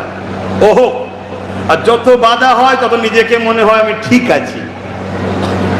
যত বাধা হয় নিজেকে মনে হয় যে আলহামদুলিল্লাহ ঠিক আছি। কেন বাধা? এটা কমন ব্যাপার, হকের ওপরই বাধা আসে। কথা বুঝে আসছে? অন্যায় ওপরে বাধা আসে না, হকের ওপরেই বাধা আসে। তা হযরতে ইমামে হোসাইন হুজুরকে শহীদ করে দেওয়ার দরুন এই খবর যখন পেল, মদিনার বাসীরা যখন বিদ্রোহ করলো যে এজিদকে মানবো না, এত বড় বদমাইশ নবীন নওয়াসার বিরুদ্ধে লড়াই করেছে, তো হতভাগা বদমাইশ এজিদ মদিনার উপরে সৈন্য পাঠিয়ে দিয়ে হামলা করেছিল। 3 দিন মসজিদে নববীর আযান বন্ধ ছিল, একামত বন্ধ ছিল, নামাজ বন্ধ ছিল। আমি যে বিষয়টাকে বলতে গিয়ে যেটাই আসলাম সেটা হলো এটাই, নবী হায়াতুন। ওই যখন হামলা হয়, মসজিদে নববীর মধ্যে একজন সাহাবী হুজুর লুকিয়েছিলেন, নামাজ পড়ছিলেন। উনি বেরোবার আগে ঘিরে ফেলেছে, তাই কি করবে? আম্মাজান আয়েশা হুজুরের ঘর, যেটা সোনালী জালিতে যেটা ঘেরা, ওটা অ্যাকচুয়ালি আম্মাজান আয়েশা হুজুরের ঘর। আল্লাহ নবী আম্মাজান আয়েশা হুজুরের সংসার ছিল ওই ঘরটাই। তো ওই ঘরের ভেতরে গিয়ে রাসূলের রওজা আকদাসের কুব্বার পাশে একদম পুরো নিজের জানকে বাঁচাবার জন্য এই সাহাবী লুকিয়ে রইলেন। 3 দিন পরে যখন পুরো মদিনার মানুষেরা এজিদ বাহিনীকে সরিয়ে দেয়, মসজিদের নববীর ইজ্জত আবরুকে রক্ষা করে, তখন এই সাহাবী বাহির হয়ে বলছেন, আশ্চর্যের বিষয়, মসজিদে নববীর 3 দিন আযান বন্ধ ছিল, একামত বন্ধ ছিল, নামাজ বন্ধ ছিল, কিন্তু আমি অবাক হয়ে গেলাম, টাইমে টাইমে টাইমে রাসূল পাক সাল্লাল্লাহু আলাইহি সাল্লামের রওজার ভেতর থেকে আযান, একামত, কিরাত, নামাজ জামাত সহ হতো। জোরে বলুন সুবহানাল্লাহ, আরো জোরে বলুন, আরো আওয়াজে বলুন, লব্বাইক ইয়া রাসূলুল্লাহ, লব্বাইক ইয়া রাসূলুল্লাহ। হাত তুলে বলুন, লব্বাইক লব্বাইক লব্বাইক লব্বাইক লব্বাইক, নারায়ে তাকবীর। দুনিয়া আমাদেরকে মিটাতে মিটাতে মিটাতে মিটাতে তারা মিটে গেছে, আলহামদুলিল্লাহ। আজও এমন কোন শহর নেই, সিটি নাই, যেখানে রাসূলুল্লাহ চাহনেওয়ালা নাই। জোরে বলুন সুবহানাল্লাহ। আজও এমন কোন গলি নাই, শহর নাই, রাষ্ট্র নাই, যেখানে আল্লাহকে মাননেওয়ালা, রুকু সেজদা ওয়ালা মানুষ নাই। জোরে বলুন সুবহানাল্লাহ। আমরা ইতিহাস পড়েছি, চিঙ্গিস খানের কথা শুনেছি, হালাকু খানের কথা শুনেছি, অনেক কিছু শুনেছি, পড়েছি। এজিদের কথাও শুনেছি। এজিদ রাগে গিয়ে ওখান থেকে তাড়া খেয়ে মক্কায় গেল। মক্কার লোক যখন শুনলো যে মদিনার উপরে এজিদ হামলা করেছে, মক্কার লোকেরা বিদ্রুপ শুরু করলো। এজিদ মক্কায় গেল, বাহিনী দিয়ে মক্কায় পাঠালো। মক্কার কাবা আল্লাহর ঘরের গিলাফে গিয়ে আগুন পর্যন্ত ধরিয়েছিল এজিদ বাহিনী। যখনই আগুন ওখানে ধরলো, এদিকে মক্কার মানুষেরা শক্ত হাতে তাদেরকে হটিয়ে দিয়ে কাবার গিলাফের আগুনকে বুঝিয়ে দিয়ে কাবার ইজ্জত আবরুকে রক্ষা করলো। ওদিকে আগুন বন্ধ হলো, এজিদের ভেতরে কিন্তু আগুন জ্বলে উঠলো। এই বিষয়টা আমি একটু বলছি, হ্যাঁ, আলোচনা অন্য বিষয়ে, কিন্তু অন্য বিষয় হলো রসুলকে নিয়েই তো সব, কোনোটা তো রসুলের বাইরে নয়। বাইরে নাকি? এই ইমাম হোসাইন তো রসুল্লাহকে নিয়েই তো, রসুল্লাহ তো ইমাম হোসাইন হুজুরের বিষয়ে বলেছে, যারা হাসান হোসাইনকে ভালোবাসে তারা আমি রসুল আমাকে ভালোবাসলো। জোরে বলুন সুবহানাল্লাহ। তাই আজকে মুহররম আলোচনার বিষয় নয়, তারপরে একটু টাচ করে দিচ্ছি। এই এজিদের কিভাবে মরণ হয়েছে এটা কিন্তু উলামা বা আমাদের সমাজের মানুষকে কিন্তু শোনানো অতটা হয় না। এটা কিন্তু বেশি করে শোনানো দরকার, তবে আমাদের ছেলেদের ইমানের জজবা আরো বাড়বে যে শয়তান ছাড় পায়, আল্লাহ ছাড় দেয়, ছেড়ে কিন্তু দেয়নি। এজিদকে আল্লাহ ছাড় দিয়েছিল, ছেড়ে দেয়নি। ওই আগুন এত জ্বলতে শুরু হলো ভেতরে, কি আগুন? পানির পিপাসা লাগছে আর পানি খেলেই জ্বলছে। এমন পিপাসা লাগছে, পানি ছাড়া থাকতে পারছে না। যেই পানি খাচ্ছে অমনি ভেতরে আগুন যেমন দিলে জলে ওরকম এজিদের জ্বলছে। এই অবস্থায় পানি ছাড়া থাকতে পারছে না, আর পানি খেলে জ্বলন বাড়ছে তো কমছে না। সবাই বলতে লাগলো, বদমাইশ, মালাউন, বেঈমান এজিদ, তুই নবীন নওয়াজ আলী আসগারকে পানি পান করতে দিসনি। আজকে দেখ পানি তো সামনে আছে, নিচ্ছিস, জ্বলনের ছোট বন্ধ করে দিচ্ছিস। খোদা ছাড় দেয়, ছেড়ে দেয়নি। এইভাবে জ্বলন শুরু হয়েছে, চিৎকার চেঁচামেচি করে, এবং সে একটা বাঁদর পুষত। কি পুষত? এটা বলবেন না? আর ইতিহাস বলছি, এখন কেউ বাঁদরলে ঘুরলে তোমরা যে টেনশন খাও, আমার কিছু করার নেই। বাঁদর পুষত, সেই বাঁদরটা সে পালিয়ে গেছে জঙ্গলে, ওকে ছেড়ে দিয়ে চলে গেছে, সেও মনের দুঃখ পালিয়েছে, তোর সাথে থাকবো না, তুই নবীর বংশধরের বিরোধী করেছিস, থাকবো না, চলে গেছে। সৈন্যরা বলল, এক কাজ করুন, আপনি চলুন সেই বাঁদরটাকে খুঁজতে যায়, যাতে করে একে শহর থেকে বার করা যায়। লোক চাইছে, এজিদের চিৎকার চেঁচামেচি পাগলামিতে লোক ঘুমোতে পারে না, তাই চাইছে কে কোনোভাবে পার করে দিয়ে যায়, জঙ্গলের দিকে চলে যায়। এজিদ ভাবলো, তাহলে চলো ঘোড়ার পিঠে উঠে, আমি শুধু মরণ পর্যন্ত বলবো, তারপরে আরো অনেক কিছু ঘটনা, তার সাথীদের কি হয়েছিল এগুলো তো আমাদের যুবকদের শোনানো হয় না। কথা বুঝা যাচ্ছে? আরে হোসাইন হুজুর শহীদ হয়েছে, হোসাইন হুজুর শহীদ হয়ে আজও আমাদের মধ্যে জিন্দা আছে। জোরে বলুন সুবহানাল্লাহ। কি হোসাইন হুজুর জিন্দা আছে না? নাই, সেদিনও জিন্দা, আজও জিন্দা, কিয়ামত পর্যন্ত জিন্দা, এবং জান্নাত হোসাইন হুজুর সরদার। জোরে বলুন সুবহানাল্লাহ। কাদের সরদার? জোরে বলুন, জোরে বলুন। আচ্ছা, একটা রাষ্ট্রের প্রেসিডেন্টের পাওয়ার আছে না নাই? রাষ্ট্রের প্রেসিডেন্ট যাকে খুশি রাখতে পারে, বারো দিতে পারে, ঠিক না বেঠিক?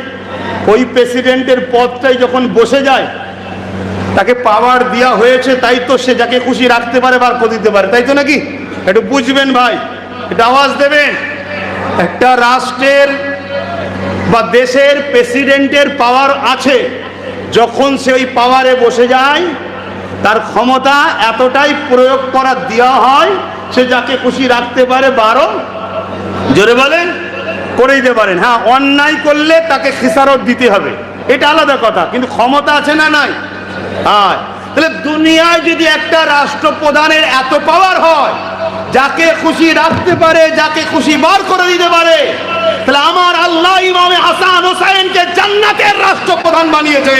তিনি যাকে খুশি জান্নাতে ঢুকতে দেবে, যাকে খুশি বার করে দেবে। জোরে বলুন সুবহানাল্লাহ, আরো জোরে বলুন সুবহানাল্লাহ, আরো জোরে বলুন সুবহানাল্লাহ। অতএব সেই হোসাইন হুজুরকে নিয়ে আমরা বাঁচতে চাই, ঠিক না বেটি? জোরে বলুন, ঠিক না বেটি? হোসাইন হুজুর শহীদ হয়েও জিন্দা। আর এজিদ যখন জঙ্গলে গেল, ওই ঘোড়ার পিঠে করে যখন চেপে যাচ্ছে, আর যেতে যেতে ঘোড়ার পা স্লিপ করে কোন রকম ভাবে, যেটার উপরে পা ছিল পার আগে, ওই একটা পা ফসকে আর একটা পায়েতে, ঘোড়া তো লাফাচ্ছে, তাকে ফেলে দিতে চাইছে, কেন এই অপদার্থ বস্তু আমার পিঠে বসেছে। এই লাফানোর চোটে সে কোন রকম ভাবে যখন পড়ে যাচ্ছিল, একটা পা ওই পায়েতে জড়িয়ে যায়, জমিনে পড়ে মাথাটা লাগে এক পাথরে। ঘোড়া কিন্তু থামে না, ওই অবস্থায় ছুটতে থাকে, কখনো এ পাথরে, কখনো এই গাছে, কখনো ওই পাথরে, এইভাবে তাকে ছিসড়াতে ঘিসড়াতে লাগতে লাগতে লাগতে, থেতলাতে থেতলাতে, কখনো ছিটকে কিছুটা মগজ এখানে, কিছুটা চামড়া এখানে, কিছুটা অংশ এখানে, এভাবে ছিঁড়তে ছিঁড়তে ছিঁড়তে ছিঁড়তে বেউজ্জুতি হতে হতে হতে হতে জাহান্নামের কুকুর জাহান্নামে গেছে, শুধুমাত্র লোভ লালসার জন্য আহলে বায়াতের বিরোধী করেছে। তাই মনে রাখবেন, তাদেরকে ভালোবাসবেন, পিয়ার করবেন, তাদেরকে সম্মান করবেন, কেন তারা রাসূলের ভালোবাসা। জোরে বলুন সুবহানাল্লাহ। তো যাক, আমি একটা বিষয় বুঝাতে গিয়ে কথা বললাম, আমার আজকে ওটা বলার বিষয় নয়। তো যাই হোক, আমার রাসূলে পাক সাল্লাল্লাহু আলাইহি সাল্লাম পুরো জীবনটা তিনি আমাদের জন্য কেঁদেছেন, আজও কাঁদছে। এমনকি বিছানায় যেদিন দুনিয়া থেকে চলে যাবেন, হযরত আজরাইল আলাইহিস সালাম এসেছেন আমার নবী পাক সাল্লাল্লাহু আলাইহি সাল্লামের রূহ মুবারক কবজ করতে। কথা বুঝে আসছে, এসেছেন হযরতে জিবরাইল আজরাইল আলাইহিস সালাম রাসূল পাক সাল্লাল্লাহু আলাইহি সাল্লামের সিনা মুবারকে যেই হাত দিয়েছে, আল্লাহ নবী বলে উঠলেন, আজরাইল, তোমার মনে কি কোনো দয়া নাই? তুমি পাহাড়কে আমার বুকের উপরে চাপিয়েছো। হযরত আজরাইল হুজুর বলেন, ইয়া রাসূলুল্লাহ, আজ পর্যন্ত এত আহসানে, এত আদবে, এত নরম ভাবে আমি কারো জান কবজ করিনি। আল্লাহ নবী যখন এই কথাটা শুনলো, নবী আমার কেঁদে উঠলেন আর বললেন, আজরাইল, কি কথা তুমি আমাকে শোনালে? এ আজরাইল, এত এত কষ্ট যেন মনে হচ্ছে আমার বুকের ওপরে পাহাড় চাপিয়ে দেওয়া হয়েছে। এটাকে তুমি বলছো বড় আসান, বড় নরম ভাবে। এ আজরাইল, তাহলে আমার দুর্বল কমজোর উম্মাত উম্মতীদের কি হবে উপায়? এ নওজওয়ানেরা, আল্লাহ নবী সব জায়গায় তোমাকে আমাকে স্মরণ রেখেছে। দুনিয়া জমিন দিয়ে যখন চলে যাবে, আখিরাতের রাস্তায় রওনা দেবে, ওই সময় তো নবী তোমার আমার স্মরণ রেখে দিয়েছে। আল্লাহ নবী বললেন, আজরাইল রে, আমি রাসূলুল্লাহ সিনাকে বড় মজবুত করে ধরলাম। তুমি আমার উম্মত উম্মতীদের কষ্টটা আমি রাসূলুল্লাহ আমার সিনার উপর উঠিয়ে নাও। আমার উম্মত উম্মতীদের জান কবজের কষ্টটা আমার সিনার উপর উঠিয়ে নাও। ও হযরতে জিবরাইল, আমি সিনাকে মজবুত করে ধরলাম।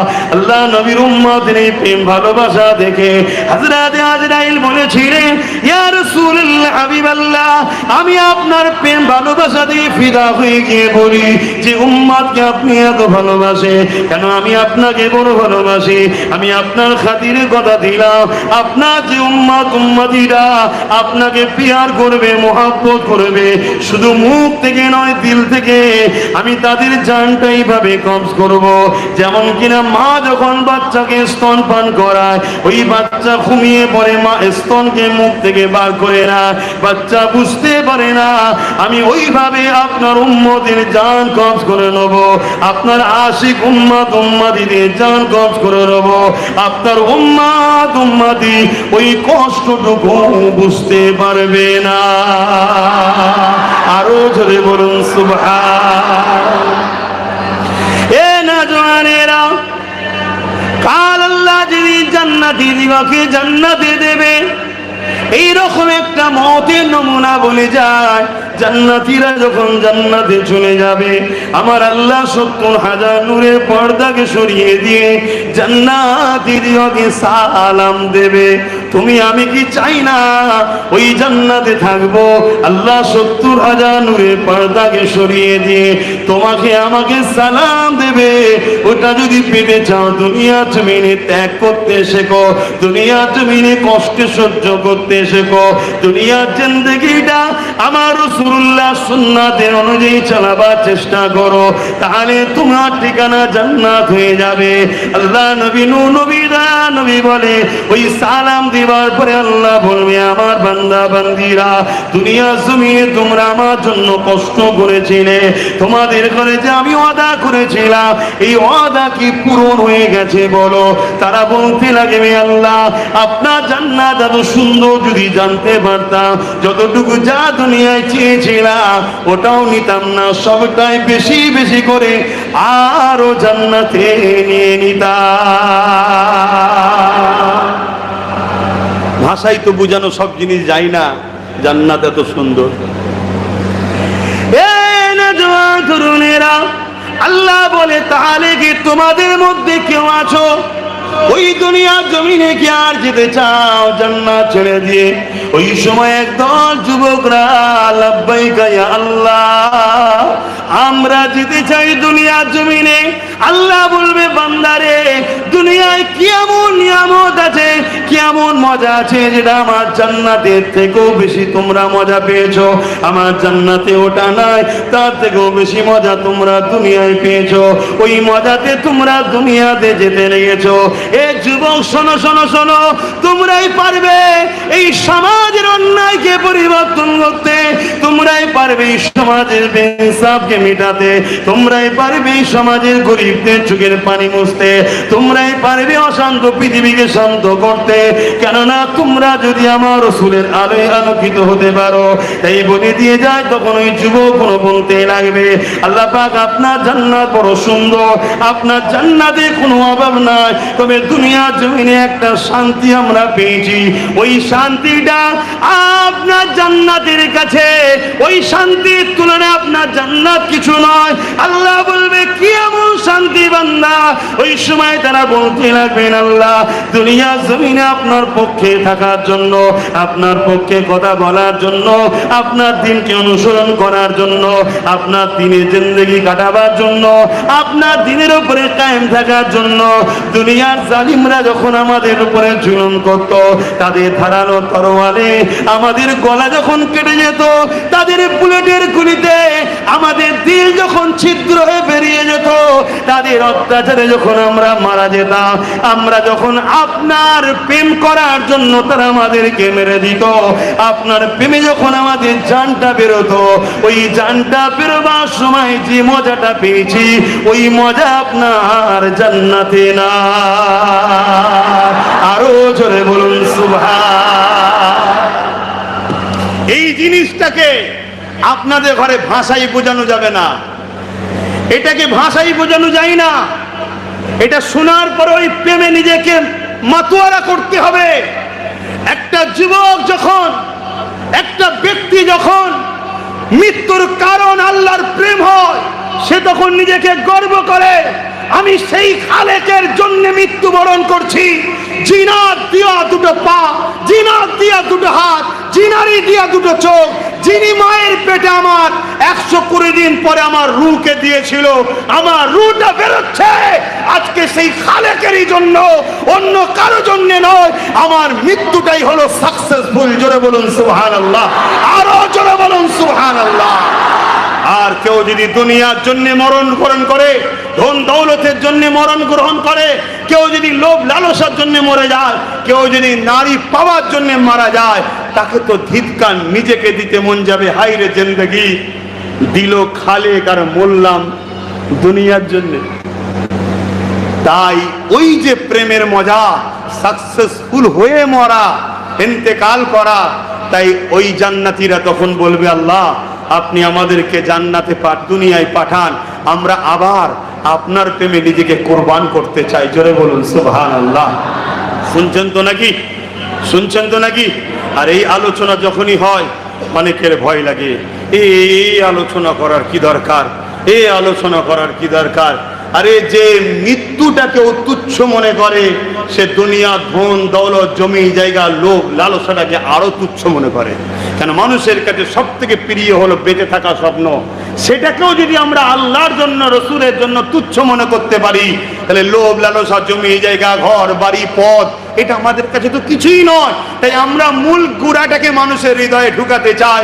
আল্লাহর হয়ে যাও, রসুলের হয়ে যাও, তাহলে দেখবে সব আস্তে আস্তে অটোমেটিক হয়ে যাবে। অর্থাৎ যে গাছের মূল ঠিক থাকে, ওই গাছে দেখবেন পাতা যদিও ঝরে পড়ে, দুদিন পরে আবার গজাবে। ডাল যদি দুটো কম থাকে, দুদিন পরে ডাল আরো বাড়বে। যদি মূল না থাকে, ও ডালপালা দুদিন পরে যা আছে শুকিয়ে চুলোয় ঢুকে যাবে। এই মূল হলো ঈমান, আর ঈমান হলো আল্লাহ ও রসুলের সঙ্গে প্রেম, ভালোবাসার নাম। জোরে বলুন সুবহানাল্লাহ। আমাদের এই ভালোবাসার নদীতে, ভালোবাসার সাগরে বড় ভাটা পড়েছে। তাই আমরা দুনিয়ার সামান্য সামান্য ভয়ের কাছে, সামান্য সামান্য লোভের কাছে, সামান্য সামান্য চাহিদার কাছে আমরা নিজেদেরকে কন্ট্রোল করতে পারি না। আমরা মাথা নত করে বিক্রি হয়ে যাই বা চলে যাই। কেন? আমাদের কাছে প্রেমটা কম আছে। যদি আমাদের কাছে প্রেমের সাগর থাকতো, সাগরে যেমন সব কিছুকে ডুবিয়ে, সাগরকে কিন্তু নাপাক করা যায় না। তাই দুনিয়ার লোভ লালসা সব কিছু আমাদের এই প্রেমের সাগরে ডুবে যেত, আমাদেরকে কিন্তু মূল স্রোত থেকে সরাতে পারত না। আমরা মূল স্রোত থেকে অনেক দূরে সরে গেছি। আল্লাহ আমাকে আমাদেরকে হেদায়েত দান করে। বলুন আল্লাহুম্মা আমিন। দরুদ শরীফ। আল্লাহুম্মা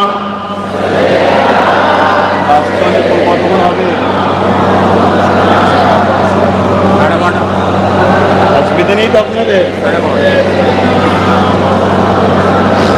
আল্লাহুম্মা সাল্লি আলা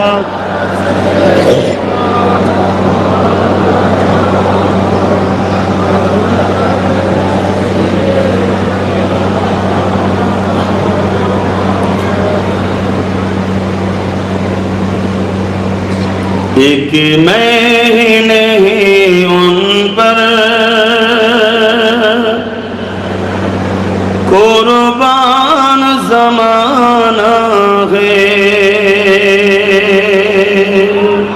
আরো জোরে বলুন না সুবহান। एक मैं नहीं उन पर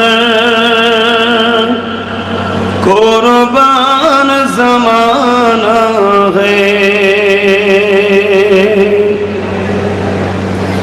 एक मैं नहीं उन पर कुर्बान ज़माना है, कि मैं नहीं उन पर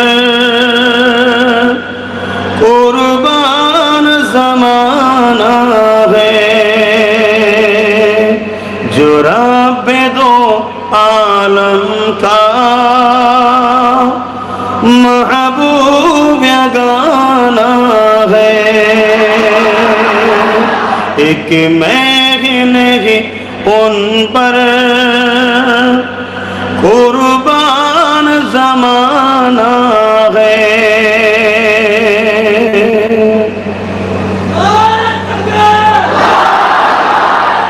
अल्लाह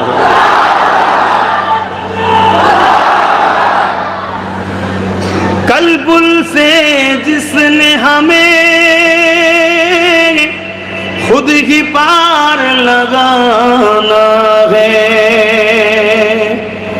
कल्बुल से जिसने हमें खुद ही पार लगाना है, जहरा कौन बाबा है,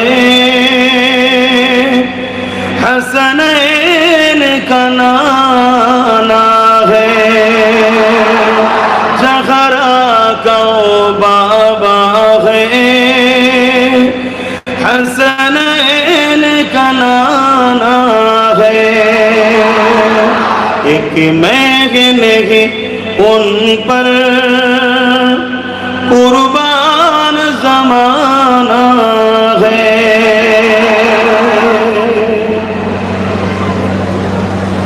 आओ दरे जहर पर फैली हुई दामन, आओ दरे जहर पर फैली हुई दामन, नस्ल करी मोकी नस्ल करीमों की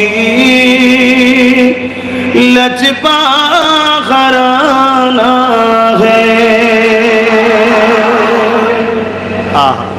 সত্যি তো এই নসলটা বড় দয়ালু, এই নসলে করিমকে এই নসল অর্থাৎ নবীর খানদান নবীর বংশধররা বড় দয়ালু। জোরে বলুন সুবহানাল্লাহ। একটা ছোট্ট ওয়াকিয়া আপনাদের কাছে শোনাতে চাইছি, কি শুনতে ইচ্ছুক তো নাকি? দেখুন ভাই, সাদা মাটা মানুষ অত বুঝি না, জান প্রাণ দিয়ে রসুল নবীর পরিবার সাহাবাদের ভালোবাসে, নামাজ আল্লাহ পড়ায়, তিনি দয়া করেন আমাকে নিয়ে গিয়ে সেজদা দিয়ান, নিজেকে ধন্য মনে করি যে তিনার সেজদা তিনি আমাকে দিয়াচ্ছেন, যে আয় তুই আমায় সেজদা দে। ওটা নিয়ে কিন্তু অহংকার নেই, ওটা নিয়ে ফখরও করি না যে আমি নামাজি। দয়া করে তিনি তিনার ঘর আমায় দেখিয়েছে, কাবায় নিয়ে গেছে, হাজারে আসদে চুমু দিয়েছে, মিনা মুজদালিফা আরাফাতের কাজ তিনি দয়া করে করিয়েছে, কিন্তু ওটা নিয়ে অহংকারও করি না যে আমি হাজি। কেন আমি জানি না কবুল হচ্ছে কি, কিন্তু একটা জিনিস জানি, সবকিছুর উজরাত যদিও মিস হয়, প্রেমের কিন্তু উজরাত অবশ্যই পাওয়া যায়। জোরে বলুন সুবহানাল্লাহ। তাই এগুলো করি, আল্লাহ করতে বলেছে করি। সবচেয়ে বড় কথা, আল্লাহ করার তৌফিক দেয়, কই করতে পারি। অনেক লোককে আল্লাহ মসজিদের ঘরের পাশে ঘর দিয়েছে, কিন্তু মসজিদে আল্লাহ নিয়ে আসে না। আবার অনেকের আছে 2 মাইল দূরে ঘর, ফজর বেলাও হেঁটে হেঁটে মসজিদে আসে, আল্লাহ তাকে নিয়ে আসে, আয় আমার ঘরে আয়। এটা বড় নসিবের ব্যাপার। তবে এতটুকু জানি, চেষ্টা করলে আল্লাহ বলেছে আমি তাকে অবশ্যই সাকসেসফুল করব। তা আমরা যদি চেষ্টা করি, আল্লাহ আপনাকে রুকু দেবো, সেজদা দেবো, আল্লাহ আমাদেরকে দিবার সামর্থ্য সমতাটা জুগিয়ে দেবেন। জোরে বলুন সুবহানাল্লাহ। তা আমি একটা ছোট্ট বিষয় একটু, এই পরিবার এর নসল করিমি কি হযরতে ফাতেমা, হযরতে হাসান হুসাইন, হযরতে শেরে খোদা মাওলা আলী, ইনাদের একটা ছোট্ট কথা আপনাদেরকে একটু শোনাবো। কি গো, আপনারা শুনতে ইচ্ছুক তো নাকি? না খিদে লেগেছে খুব জোর? আমি যতটুকু জানি আপনারা শহরের মানুষ, আপনাদের 11টা 12টায় সন্ধ্যা হয়। আমি ভুল বলছি কি জানি না, তাই তো নাকি? তাহলে সেই হিসাবে এখন তো সন্ধে, এখন খুব জোর হলে চা খাওয়ানো যেতে পারে, কিন্তু ভেতরে যদি চা দেওয়া হয় তাহলে জান্নাতের বাগানের সৌন্দর্যটা নষ্ট হয়ে যাবে, ঠিক না? এই জন্যে আর কমিটিকে বলছি না যে দেন। তো সেই জায়গায় এখন একটুখানি দু কথা বলি। হযরতে ইমামে হাসান হুসাইন হুজুর শিশুবেলায়, হুজুর তো একটু অসুস্থ, শরীর খারাপ হলেন, তখন বয়স বড় হালকা। এটা আপনারা শিক্ষা নেন, আপনাদেরও বাচ্চারা অসুস্থ হলে কি করবেন, এটাও শিক্ষা নেওয়া দরকার। কেন, তিনারা আমাদের জন্য তো শিক্ষার কেন্দ্র। হযরতে হাসান হুসাইন হুজুর যখন অসুস্থ হলেন, হযরতে খাতুনে জান্নাত নিয়ত করলেন। কি নিয়ত? মান্যতের নিয়ত। কিভাবে? যে আল্লাহ যদি আমার বাচ্চা দুটো সুস্থ করে দেন, আমি 3টে রোজা রাখবো আপনার খুশির জন্য। জোরে বলুন সুবহানাল্লাহ। আমরাও যদি কেউ কোনো বিপদে পড়ি, বিমারে পড়ি, বা বিজনেসে কোনো সমস্যা হয়, বা কোনো জায়গায় মাল আটকে যায়, হারিয়ে যায়, বা ঋণী হয়ে যায়, বা বিজনেস খারাপ থাকে, আপনি তো বলতে পারেন যে আল্লাহ আমার মালটা যদি ফিরে আসে, বা আমার ঋণ যদি শোধ হয়ে যায়, বা আমার অসুস্থ যদি দূর হয়ে যায়, আমি আপনার খুশির জন্য 3টে রোজা রাখবো, কি 5টা রাখবো, কি 1টা রাখবো। আরে ইরাদা তো করুন, এই মান্যত তো করতে পারেন। তো যাক, তো এইভাবে নিয়ত যখন করলেন, আল্লাহর মর্জি, আল্লাহ পাক ইমামে হাসান হোসেন হুজুরকে সুস্থ করে দিলেন। বলুন সুবহানাল্লাহ। সুস্থ হয়ে যাওয়ার পর হযরতে খাতুনে জান্নাত ইরাদা করেছিলেন, মান্যত করেছিলেন, তাই রোজা রাখার জন্য স্বামীকে বললেন যে আমার প্রাণের স্বামী হযরতে আলী, আমি এই ইরাদা করেছিলাম, এই বাচ্চা সুস্থ হয়েছে, আমি রোজা রাখতে চাই। হযরতে আলী বললেন আমি রোজা রাখবো। রোজা মানুষের ক্ষতি করে না, উপকার করে। ভারতবর্ষে একটা মহামারী দেখা দিচ্ছে, আপনারা খবর রাখেন কি জানি না। করোনার থেকেও বড় মহামারী, আরো বড় ভয়ানক, ক্যান্সারের থেকেও মারাত্মক হতে চলেছে।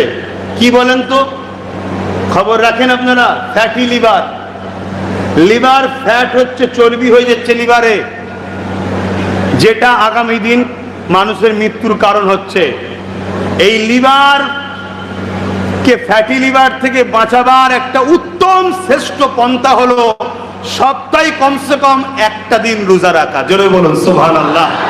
আমার নবী প্রতি সপ্তাহে 2টো করে রোজা রাখতেন, কম্পালসারি। এটা আরো বেশি রেখেছেন, 2টো করে রাখতেন। একটা হলো শুক্রবার আর একটা হলো সোমবার। সোমবার রোজা রেখেছেন কেন? সোমবার রাসূলের মাউলুদ হয়েছিল, তাশরীফ নিয়ে এসেছিলেন। আর শুক্রবার রোজা রেখেছেন কেন? শুক্রবার বাপ আদম আলাইহিস সালাম দুনিয়ায় এসেছিলেন। জোরে বলুন সুবহানাল্লাহ। আর বাপ আদম আলাইহিস সালাম এসেছিলেন আমাদের দেশে, জানেন তো নাকি? হিন্দুস্তান। এজন্য বলা হয় সারে জাহাं से अच्छा हिंदुस्तान हमारा, क्यों ना हमारा हिंदुस्तान सारे जहां से अच्छा हो, क्योंकि मेरे जो पहले इंसान है, हम सब की बाप है, पिता है, हिंदुस्तान में कदम रखे हैं। बोलिए सुभान अल्लाह। डायरेक्ट जन्नत के साथ कनेक्शन हिंदुस्तान की है। बोलिए सुभान अल्लाह। जन्नत से सबसे पहले जो बशर आए हैं, इंसान आए हैं, डायरेक्ट वहां से हिंदुस्तान में तशरीफ लेके आए हैं। बोलिए सुभान अल्लाह। हजरत बाप आदम अलैहिस्सलाम। আর আরব হলো আমাদের আম্মা জানের দেশ, মা হাওয়ার দেশ। জোরে বলুন সুবহানাল্লাহ। অতএব এটা বাপের দেশ, ওটা মায়ের দেশ। কথা বুঝে আসছে? আল্লাহ শুকর, ওখানে রাসূলের পাক সাল্লাল্লাহু আলাইহি সাল্লাম আছেন। আমরা রাসূলের টানে যাই, মায়ের দেশও পাই, আর আমাদের ঘরে আল্লাহ বাপের দেশে তো পাঠিয়েছে। আমরা বড় সৌভাগ্যবান। রাসূল বলেছেন হিন্দুস্তানিরা বড় সৌভাগ্যবান। এই বিষয়ে এক আশিক, নবীর এক আশিকের এক রায়াতে আছে যে হিন্দুস্তানের মুসলমান আমি নবীকে বড় ভালোবাসবে। জোরে বলুন সুবহানাল্লাহ। আমরা সেই হিন্দুস্তানের মুসলমান। তো যাক, আমি ওদিকে যাচ্ছি না। তো হুজুর যখন বললেন, হযরতে মাওলা আলী তিনিও রোজা রাখলেন। যখন রোজা রাখলেন, হযরতে খাতুনে জান্নাত রোজা রাখছেন, নিয়ত করলেন। আর হযরতে হাসান হোসেন দুটো ছোট ছোট ভাই বাচ্চা, তিনারা বলেন আম্মা আমরাও রোজা রাখবো, তিনারাও রোজা রাখলেন। একজন ঘরে মানুষ ছিলেন ফিজ্জা তিনার নাম, তিনিও রোজা রাখলেন। 5 জন রোজা রাখার লোক হয়ে গেল। রোজা রাখলেন, সেহরিতে খাবেন কি বলুন? আমাদের প্রত্যেকের ফ্রিজে, প্রত্যেকের বাড়িতে, প্রত্যেকের ঘরে অনেক কিছু খাবার আল্লাহ করে আছে, সবার আছে না নাই? অনেকের নষ্ট হচ্ছে, আছে না নাই? কিন্তু সেদিন হযরতে খাতুনে জান্নাতের বাড়িতে পানি ছাড়া কিছু ছিল না। একটু ভাবুন, আল্লাহ ছাড় দিয়েছে, ছেড়ে দেবে না।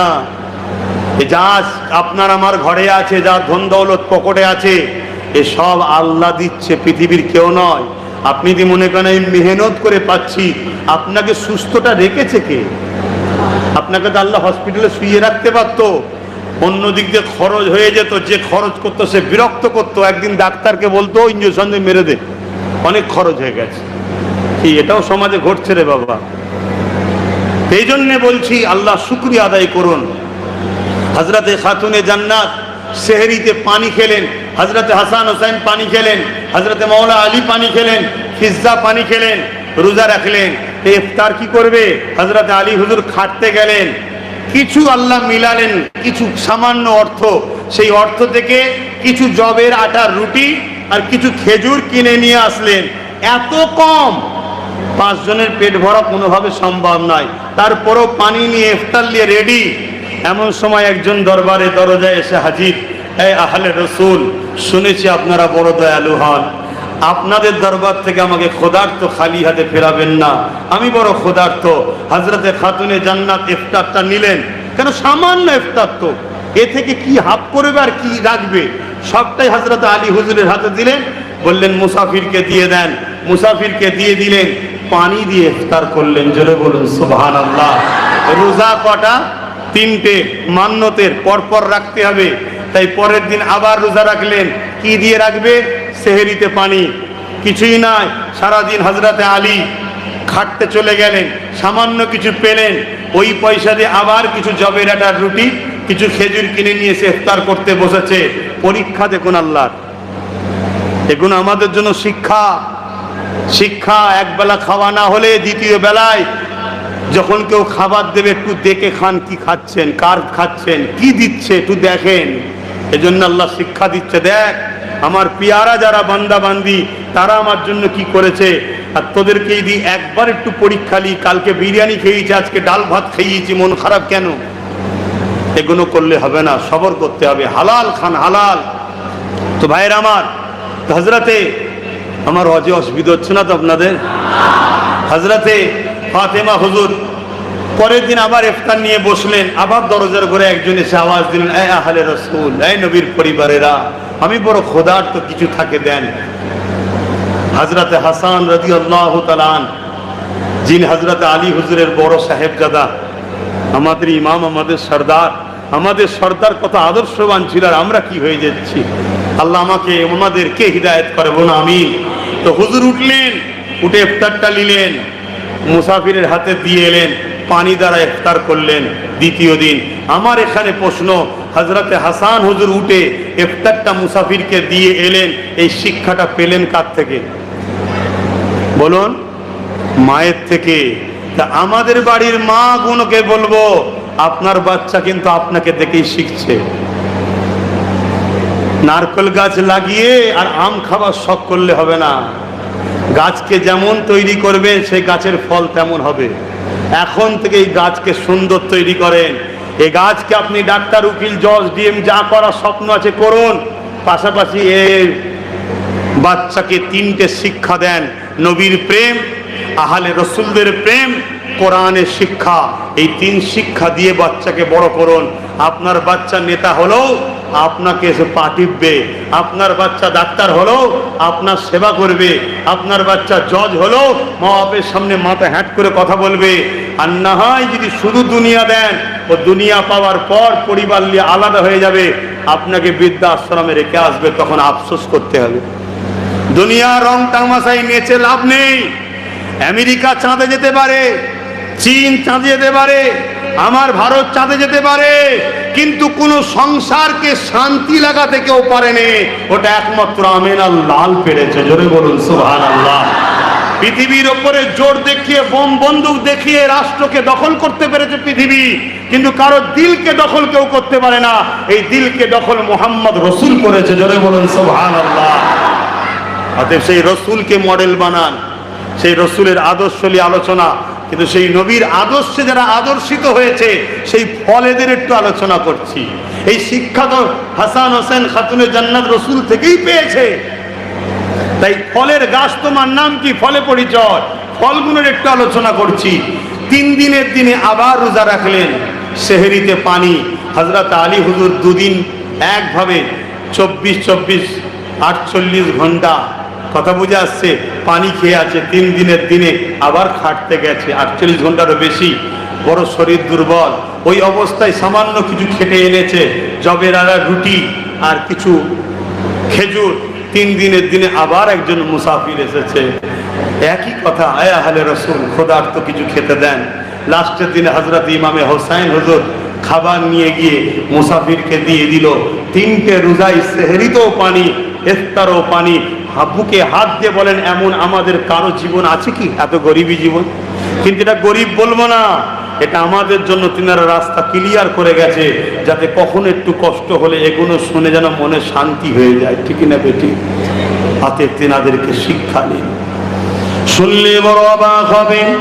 আরো একদিনের কথা বলে যায়, হযরত আলী হুজুর নিজে বলতে লেগেছে, আমাকে আল্লাহ নবী যখন তিনার কলিজার টুকরিটাকে ফাতেমা হুজুরকে যখন আমার হাতে তুলে দিল, এ হযরত আলী, আমার শরীরের অংশ হলো ফাতেমা, এটা তোমার হাতে দিলাম, নেকা তোমার দিলাম।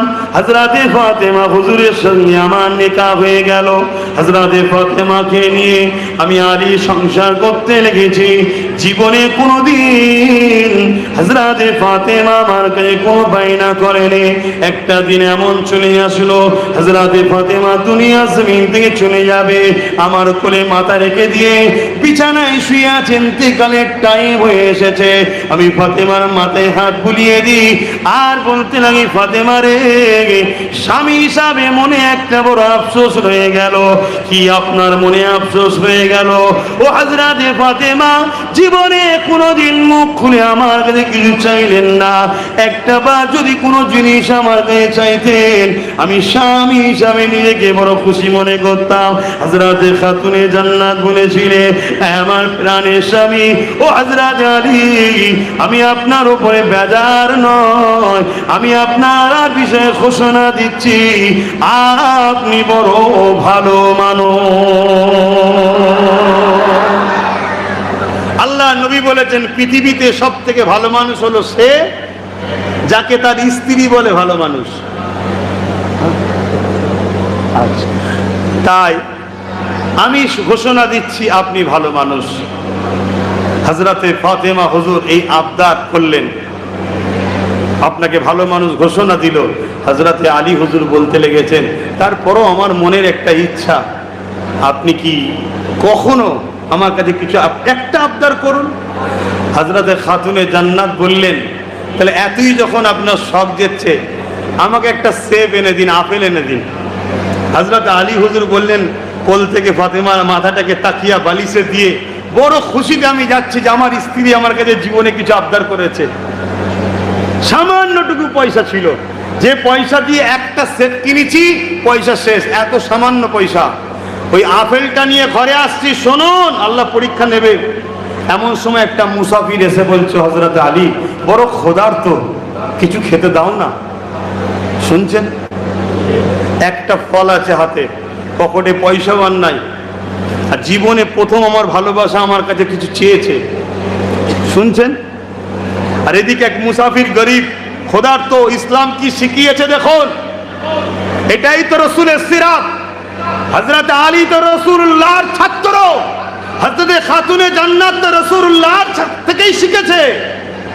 বেটি ঠিক, কিন্তু অপরদিকে তিনি তো ছাত্রী, রাসূলুল্লাহরই ছাত্রী। তো হযরত আলী হুজুর মনের মধ্যে যুদ্ধ চলছে। একদিকে আমার স্ত্রী জীবনে কখনো চাই না, আজ জীবনের শেষ সময় বায়না করলো, আমার রিকোয়েস্টে একটা আপেল নিজে দেবো তাকে, এদিকে মুসাফির। এই লড়াই হতে হতে হতে হতে অন্তর বলল না, মুসাফিরকে দিয়ে দিই। রাসূল বললেন যে মুসাফিরকে খাওয়ায় আল্লাহ তার উপরে খুশি হয়ে যায়। জোরে বলুন সুবহানাল্লাহ। তো এই ফলটা যখন এই গরিবকে দিয়ে দিল, দিয়ে হযরত আলী মন খারাপ করে ঘরে ঢুকছে, হযরতে খাতুনে জান্নাত মুচকে এসে বলছে, আপনার এই ব্যবহারটাই আল্লাহ খুশি হয়েছে। জোরে বলুন সুবহানাল্লাহ। কোথায়, রাস্তায়, বাজারে কাকে ফল দিচ্ছে হযরতে আলী ফাতেমা হুজুরকে যিনি জানাচ্ছেন তিনি কে? জোরে বলেন। আল্লাহ জানাচ্ছে। আল্লাহ, হ্যাঁ আল্লাহ জানাচ্ছে, সবকিছুর মালিক আল্লাহ, এটা মাথায় রাখবেন। কিন্তু তারা আর আমাদের মধ্যে পার্থক্য আছে, তাদেরকে আল্লাহ জানায় কেন? তারা জানার উপযুক্ত হয়েছে, আমরা হতে পারিনি তাই।